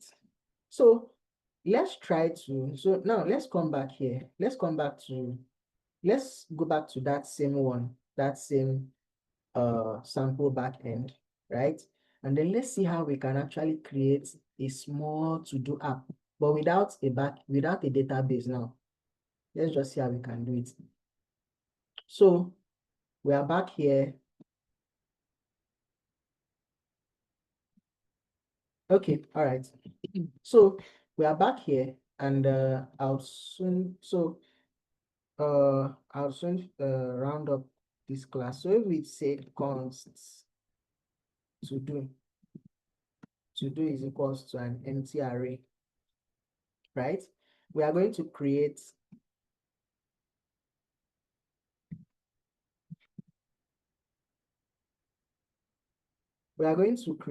the route to add a new to do and get the list of to do. So I could just say / should return to do. So going to / should just return the to do for us. And then if we want to add a new to do, we'll say app.post. Then we'll say to do. Please don't make the mistake of saying add to do or new to do. This will work, it will work, but we already know that post is used when you're creating a to do. So what's the need of adding it again? So you say you'll still pass in your request, response, next, and then what do we do here? We'll say what do we need from the to do? First, we want to create an ID. So an ID would be math. I'll say ID should be equals to math.random. But of course, we know that math.random is not going to give us a whole number. So I would say random times 1, I think this 10,000. Yeah, 10,000. But then it's still going to give us decimal. So I want to round it down. So I'll say math.floor. With that piece of code, I have successfully created something that can generate me random IDs. Then the next thing I want to do is I want to specify what I want to accept. So I'll say, when you're sending me your requests, you should send me, so I would say the title should be request.body, because the body is the payload you're going to send. Request.body.title. The description is equals to request.body.description. And then I'll just say, I'll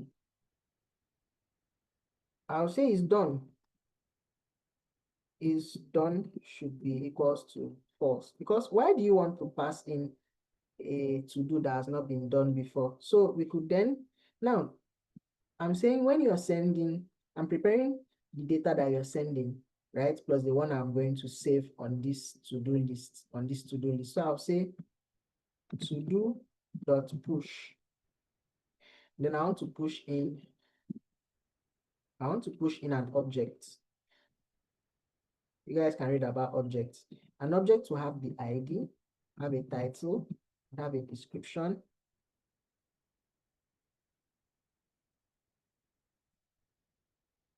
would have an is done. In fact, if I don't even want to state it here, I can just say is done is always going to be false. That way. Right? So that's how to add a to do. Then I would want to update a to-do. So I'll say app.patch.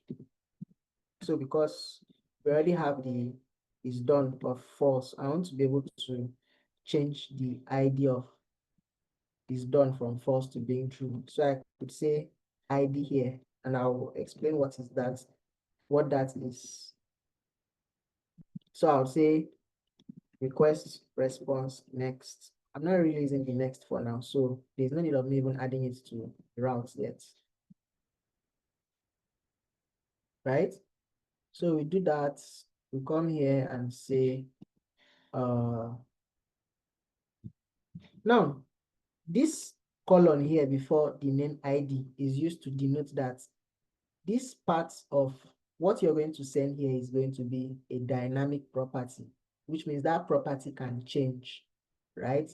So you can get the value of that dynamic property if you specified a colon before the name of that dynamic property you want to give.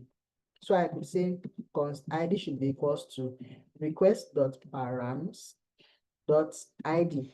So that this ID will now become the ID we are sending. Okay. And then what we would want to do now after then is we would say we'll create a for loop. I'm trying to make this quite simple, sure. Let I equals to 0. I should be less than to do dot length I plus plus. And then here we want to check if, so I would say const updated to do equals to an array. So we'll say that if the to do dot id is equals to this ID that we are looking for, then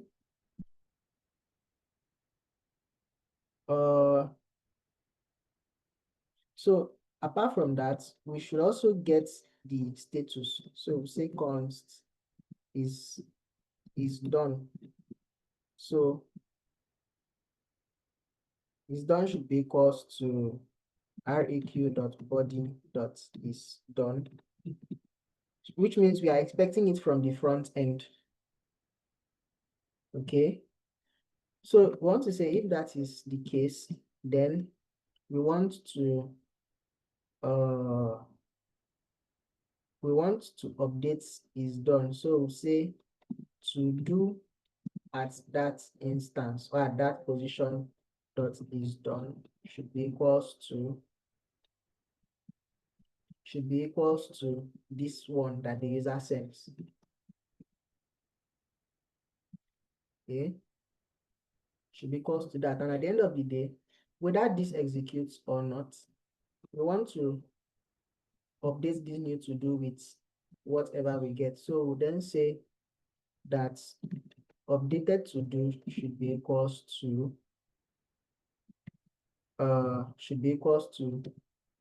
do at that position.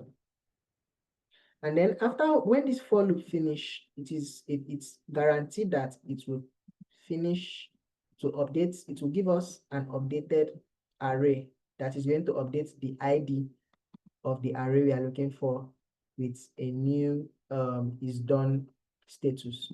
Then the next thing we want to do is we want to say that our to do should be equals to the updated array. Updated to do array. Then we should remember, we should always return a response to the user to tell them something meaningful. Okay, we didn't do that here. So we could say we say res.send. Mind you, can send anything. So I would like to send an object here. I'll say message to do added successfully, and then to do. And remember that I said that when you add when you're sending it, when you're trying to create a new to do that, the response status should come as 201. So you say response dot status should be equals to 201. Okay, for the creating of the to do. Then patch, which is this one. So after that, you could say something like const. You say response dot send. Then you send an object with a message of to do dated successfully, and then the to do that has been updated successfully. Then we want to delete. So app.delete. Then the ID. Remember to add your colon to specify that that is a dynamic route. Then you then say, let me even crash this server because I'm not using it currently.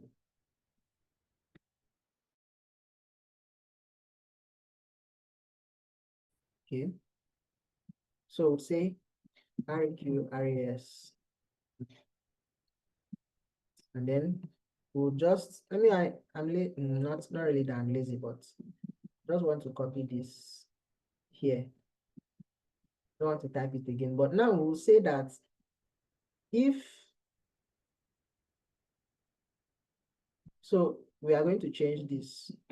Say if the to do ID.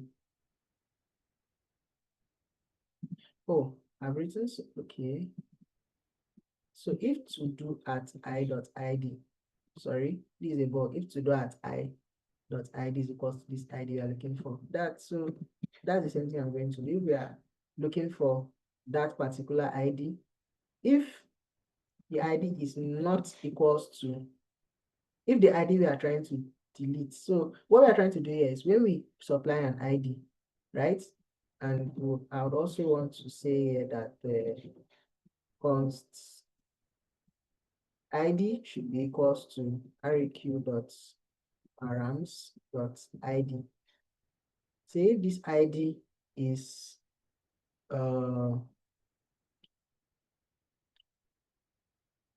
or if the current ID that we have the current iteration, right? The ID of the to do at the current iteration is not equal to the to do ID we are trying to delete, then we should push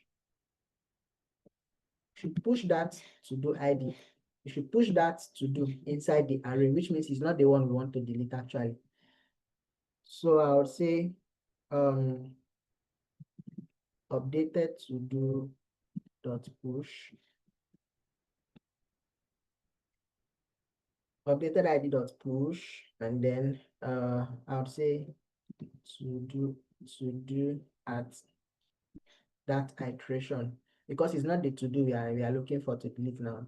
But if the to do dot ID is equals to the to do we want to delete, don't push it into this updated to do. And after that, we'll update this to do, and then we would say const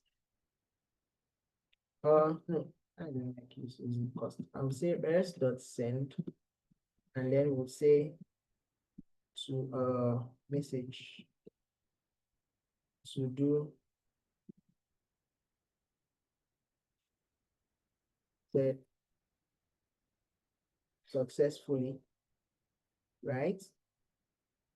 To do deleted successfully. If we want to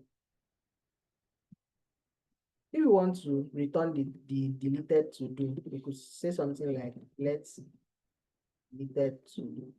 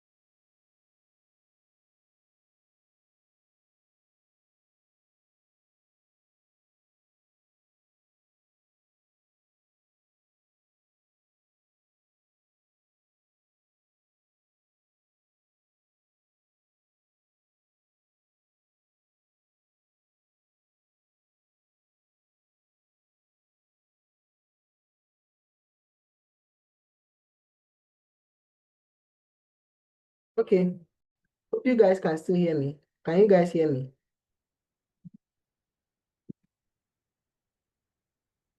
Hello.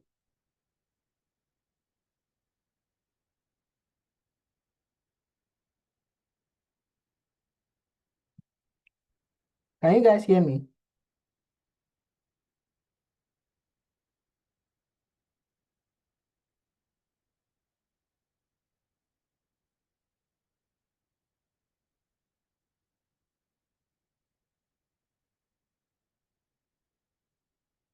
Okay, better.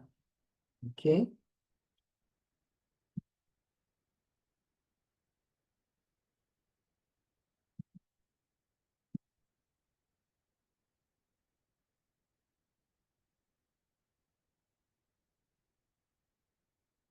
So we stopped at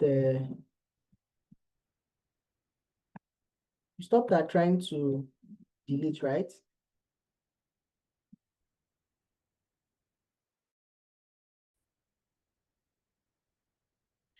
Okay.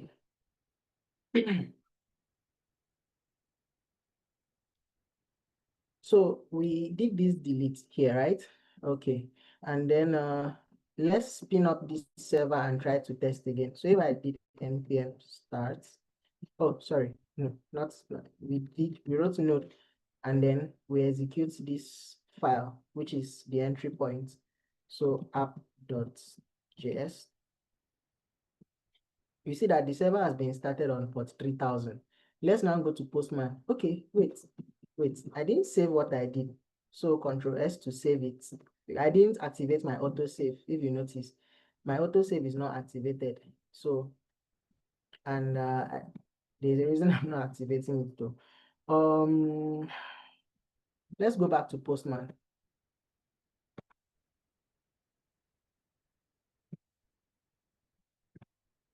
Let's come here to Postman. Oh, okay. So first and foremost, we can get the list of to-dos, right? We can get the list of to-dos. And how do we do that? We just, if you like, you can add a forward slash here and send that request. Okay, what is it saying? Okay, all right, error connecting to that. Okay, I think I didn't spin the server up actually. Yeah, I didn't spin the server up. So I'm just going back to the node to run the, okay, let me show you guys so that nobody will be confused at any point.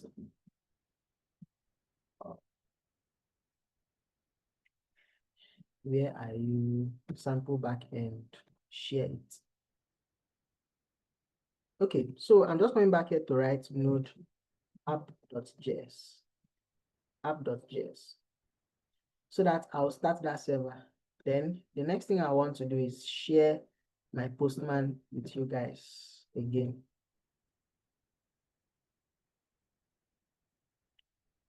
Okay, so doing that,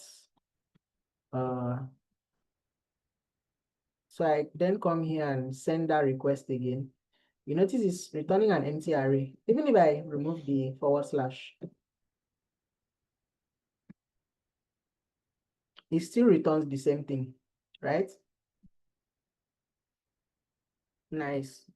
So let's try to add. So let me document my own API. Take note though, your next task, you might write full endpoints and document it and send to me. I'm just telling you. Okay, so we'll say you can say view tasks, or you just call it to-dos or to-do list. So that one is to do the to-do list. You click on save to save it. Remember, maybe we go to the next one that we want the user to be able to add to do. We come here, post, we change this to do. Abi? I guess that's what we wrote here on the back end. Yeah, we did to do. Then the next thing you're going to do is you're going to supply a body. And most times, since it's JSON, you can use, I don't want to use X form encoded, I want to use raw, but then the raw type is going to be JSON. See, the raw type is JSON. Then I'll come here and say, what were the properties we talked about? We said title, description, title and description. So title, now you're writing JSON here. You're writing JSON, but just know you're writing object. Just think about it like an object. I'll explain what this JSON means. JSON is just meaning JavaScript object notation. And JSON is not just limited to JavaScript. For example, if Python or if C# or any other language wants to send back data from back end to front end, any language, right, that can be used for back end development can send back or can accept and also send back JSON data to their clients. So it's not just a JavaScript or a Node.js thing. JSON can be used anywhere, right? In any programming language, any standard programming language should be able to read JSON file and also process it. So I would say title, task 1. And then I would say description using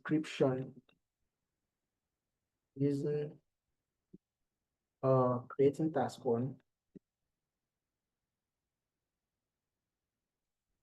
And then those are like the two that we said we are going to supply, title and description. Remember, ID is automatically generated and is going to be automatically set to false. Once we make that request, okay, what does it say? api.github.com. So I didn't change this to localhost colon 3000. The localhost is telling Postman that this thing is running on this PC. So if we did that, we can send to do created successfully. Okay, to do created successfully, but it's not showing us the okay. I'll show you why to do the create successfully. Let me stop. Let me reshare my screen. Let me reshare my screen and show you why that happened. Okay, let's come back here. Let me share you my screen. I wrote this thing and nobody said anything, right? So see what is here. Someone should tell me what is wrong with what I wrote here. Someone should tell me what I write here that is wrong. Someone should write it on the comment.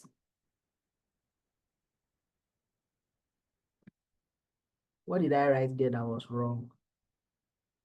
To show me that you guys are following. Okay. Yes, there should be no brackets. Okay.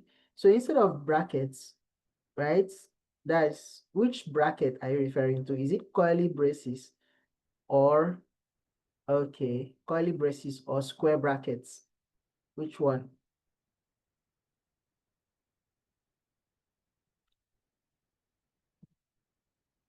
Okay, beautiful. So Hassan Mustafa and Emmanuel and Prince Will Jeremiah, you guys got it. So push, and then we are pushing that object, which is what we want. Now, once you do this, you will need to come and crash your server and start it again, because Node doesn't automatically listen to changes on your API. So you have to do it. If you want Node to listen to changes automatically on your API, there's how to do it also, and we'll get to that. Okay, so okay. We've started the server again. Then let's come back here. Let's come back to Postman.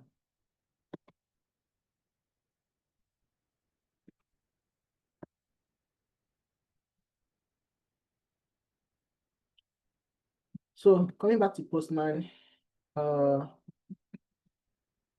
to do added successfully. So let's come back here. Now you see we come back and click to do, right?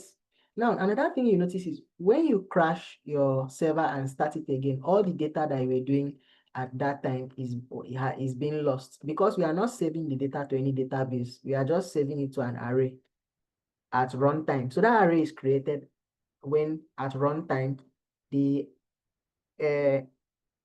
to-dos you're adding are added at that runtime.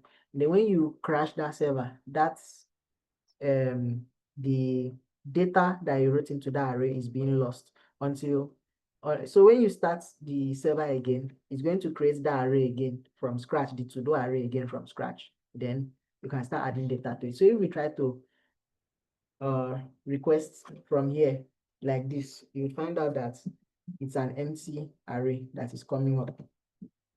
So let's come back here and remember I didn't say I created this and I didn't save. So if you don't save, it's not going to, the changes you make here won't reflect until you click save. So once I do that, I press add. You find out that's beautiful. That task has been added. When we come back to to-do list and we try to query it, you see the task that has been added, right?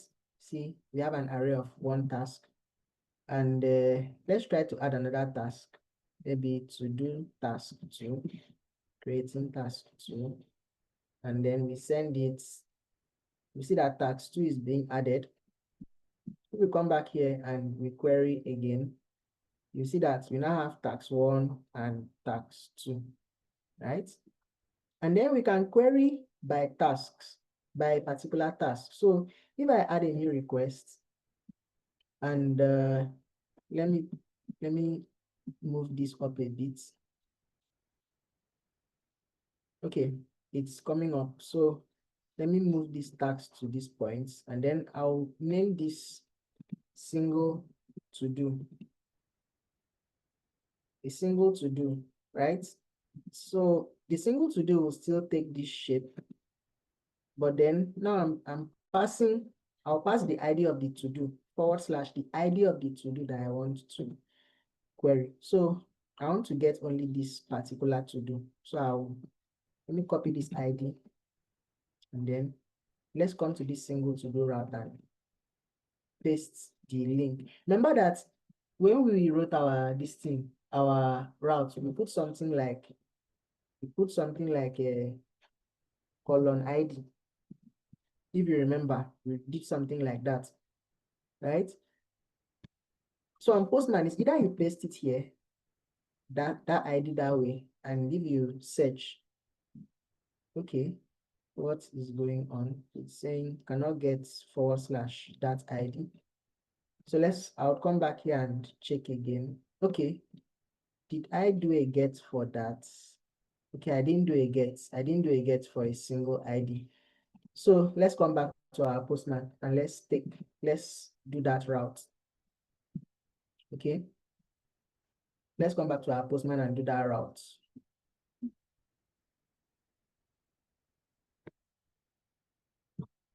Okay, so that route is quite simple.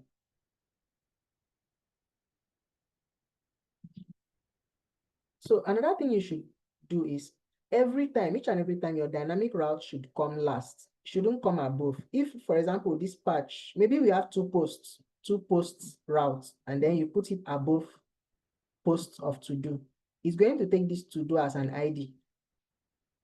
Okay, well, you might not understand what I'm saying now until you encounter bug.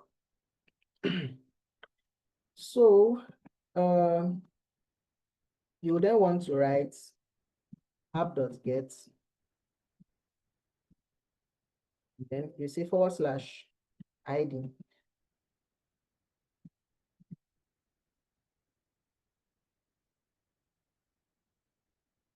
Request response, and then you could say so const ID, or you could say const the ID should be equals to request.params dot id. And then down here,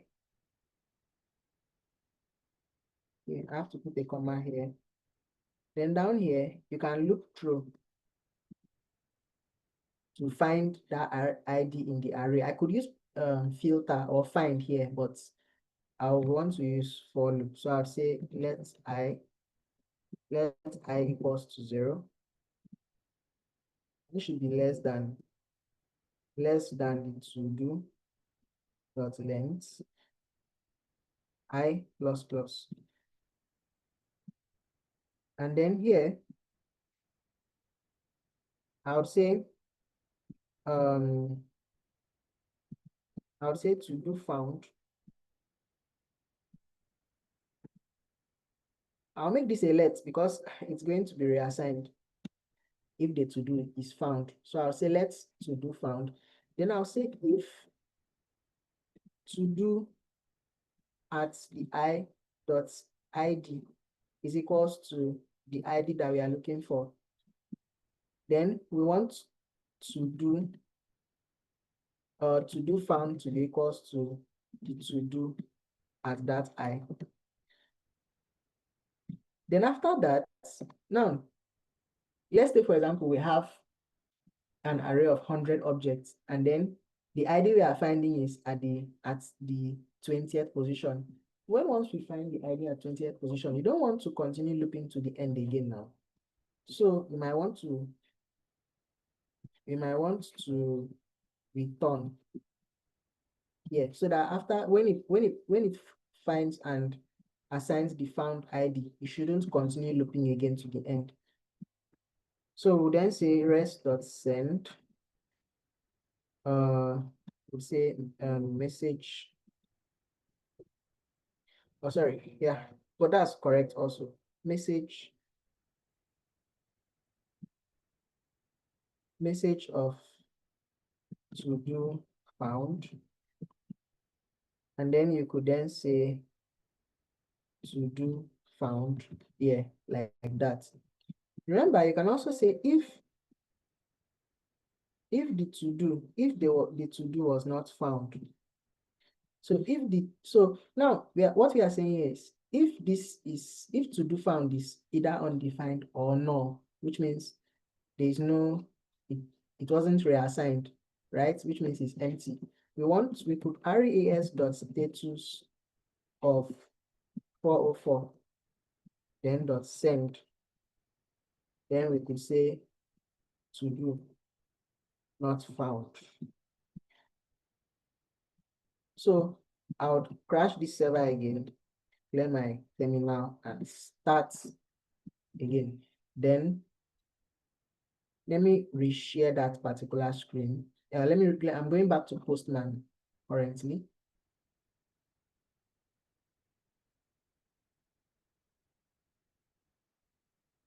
I'm going back to Postman. So I choose Postman. I'm back here. And then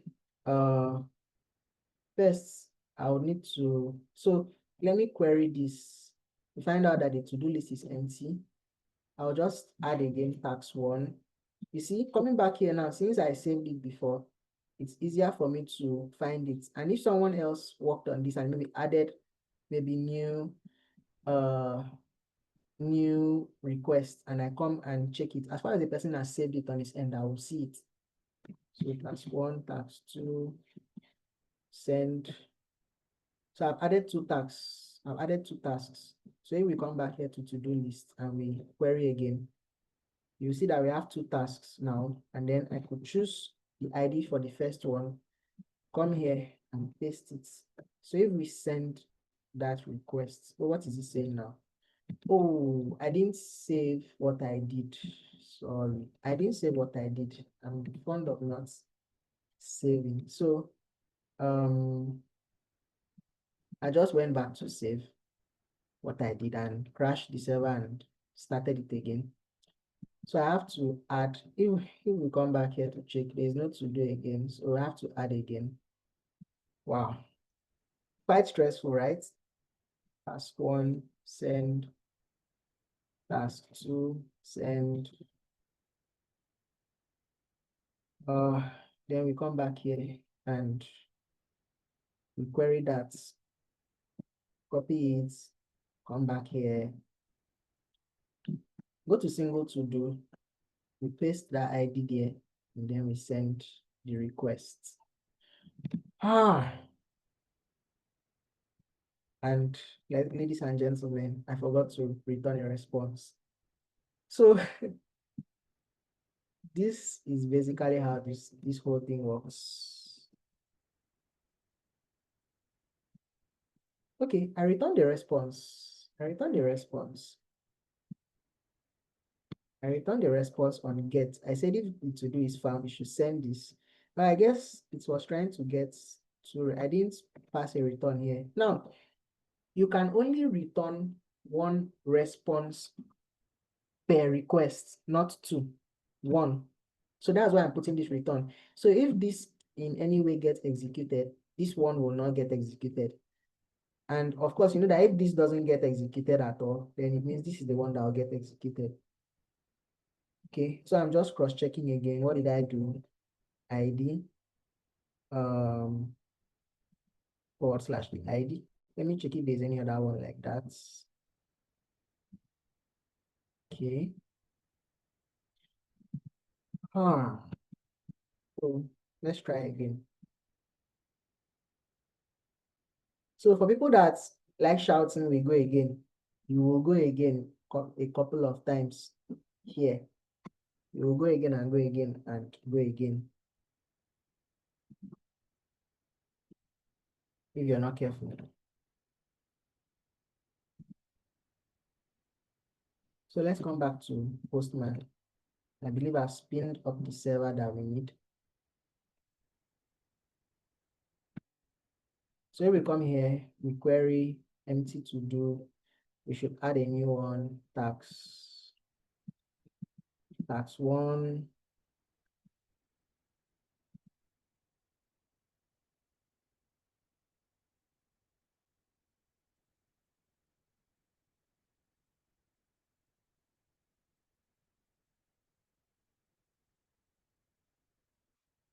Okay, so I'll add that. Well, how many times did I add tax 1? Okay, let's say I added tax 1 twice. Let's copy this first one. Let me add tax 2. Let me add tax 2, and it's tax 2 that I'm going to use. So when I do that, you come back here, copy. Okay, then see, we have the 2 tax there. Then we come back here and then we write ID, right? So let's see why is it taking time? Why is it taking time? Localhost 3000.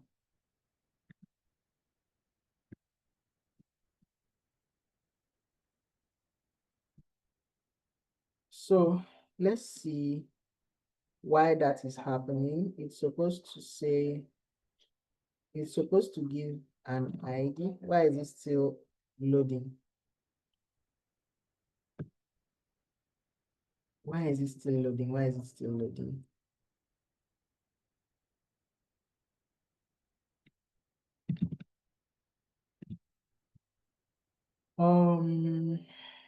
So request parameter ID to be found this. So if we found it, should do this. So to do dot length, which is the length of the to do.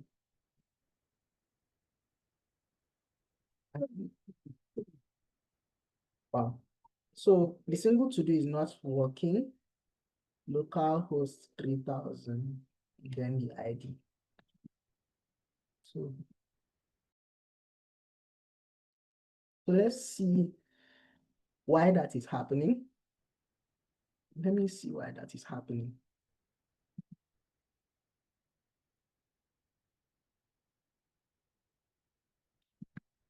Oh.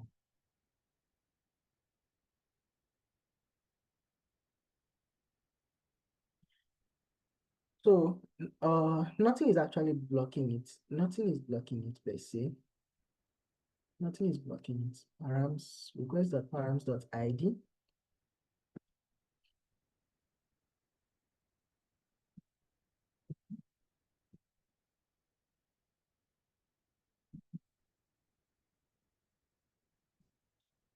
Nothing is blocking it. Except if I want to update, except if I want to update the ID. If I want to update the ID.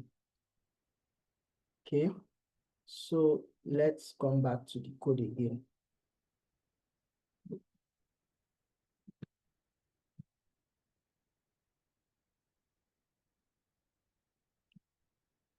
So if I say /single I don't know if that's actually the reason why it's not going through. So we said let I is equals to 0, let I equals this, and then I plus plus, and to do at I.id should be equals to that ID. If it's equals to that ID, then to do found should be equals to that, then we return. Oh wait, this return. So just okay, but the return is supposed to, okay, let me remove it then. I think that return is actually the issue. So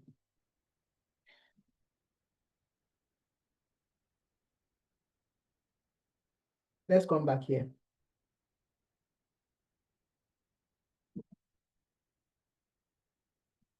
Okay, so I'll just keep and add a to do. I'll just keep and add a new to do. To do 2 and to do 1 is what I'm going to add.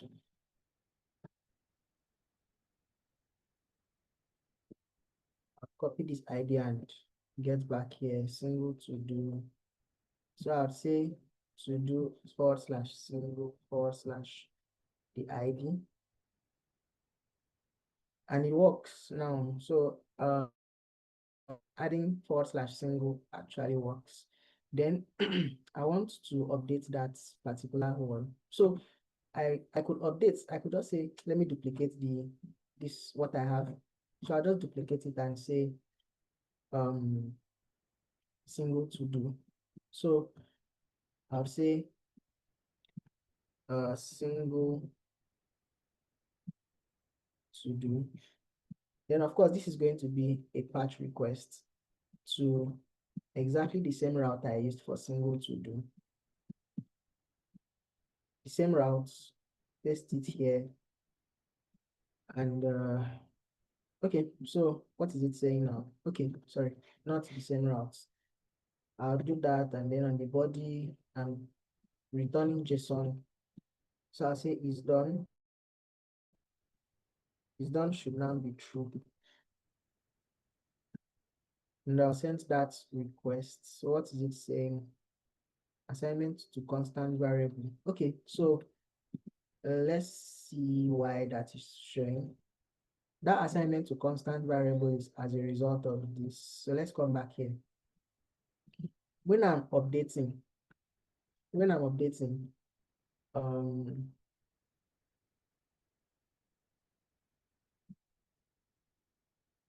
okay, so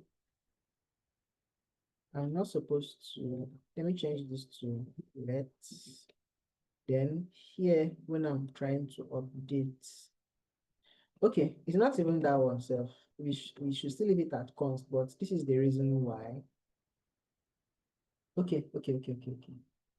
Okay. Yeah, this is the reason actually. So I should change this to let, because why we need to change it to let is because we are reassigning something. In fact, we are reassigning this one also.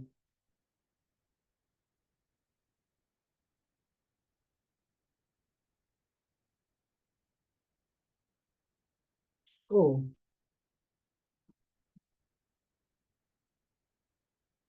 so at the end of the day, dot push, then you push to do at I.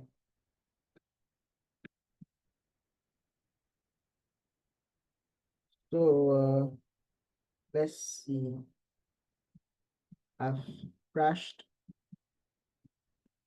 Sorry, save, and then it starts.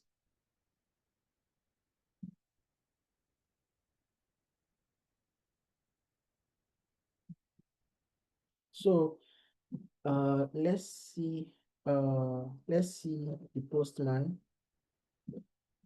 Let's go back to postman. Let's check the to-do list is empty. Let's add, okay, this is a patch. Let me save it so that it will update here. Let me add a to-do. So I'll call this to-do.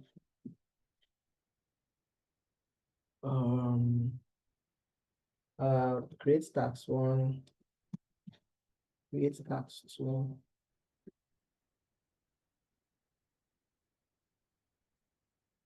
I could get tax 1 if I want. Could get tax 1. I could update tax 1. So if we check now, we see that it's done is true for tax 1. It's done is true, but it's false for 2. And then I would like to delete 2, the second one. So I'll come here. I'll change this to do. I'll change that to do. And I'll just place in the one I want to delete. I'll copy this URL. Copy that URL, come back to do, paste it. So I want to delete the to-do at that has that ID. And if we come back here, we know that the one that has that ID, let me query this again. The one that has that ID is this tax 2. So if we say delete and then we clicked on it, you see that the to-do was deleted, and then this is the deleted to-do that we just removed. And then let's come back to check the to-do list. So if we come back to check the to-do list, you see that we only have tax 1. Now let's try to get that tax 2 that we just deleted. So let me go and paste. Let me copy the ID and paste. Where is it? Simple to do. I try to do that. You see, now we have a 404. We have to do not found because it's not on the list of to-dos. Okay. So if at all we wanted to go through our code again, you would see that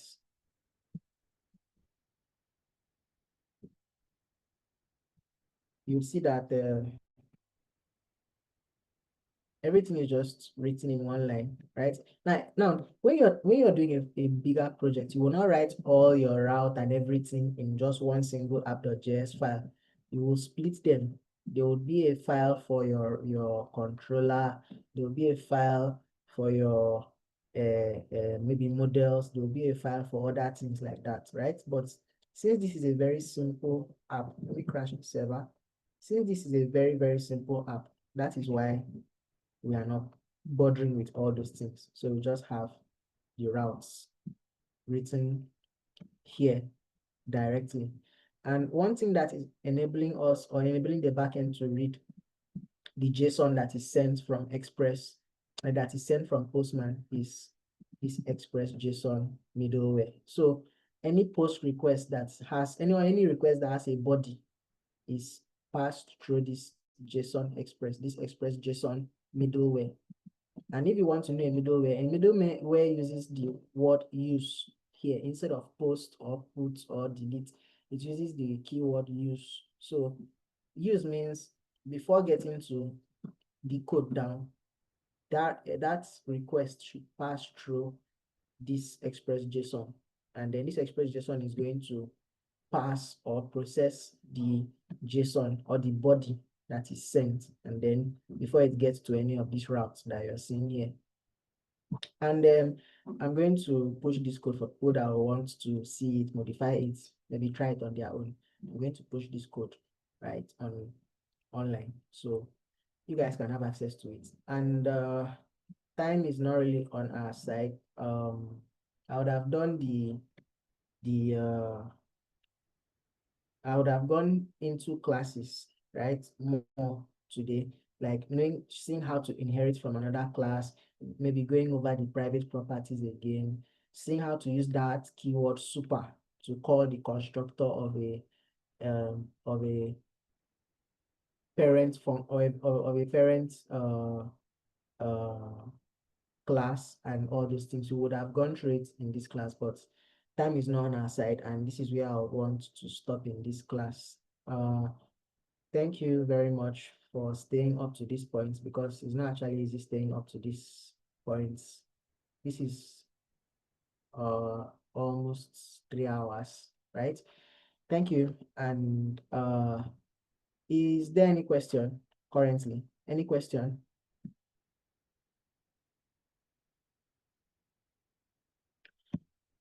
Okay.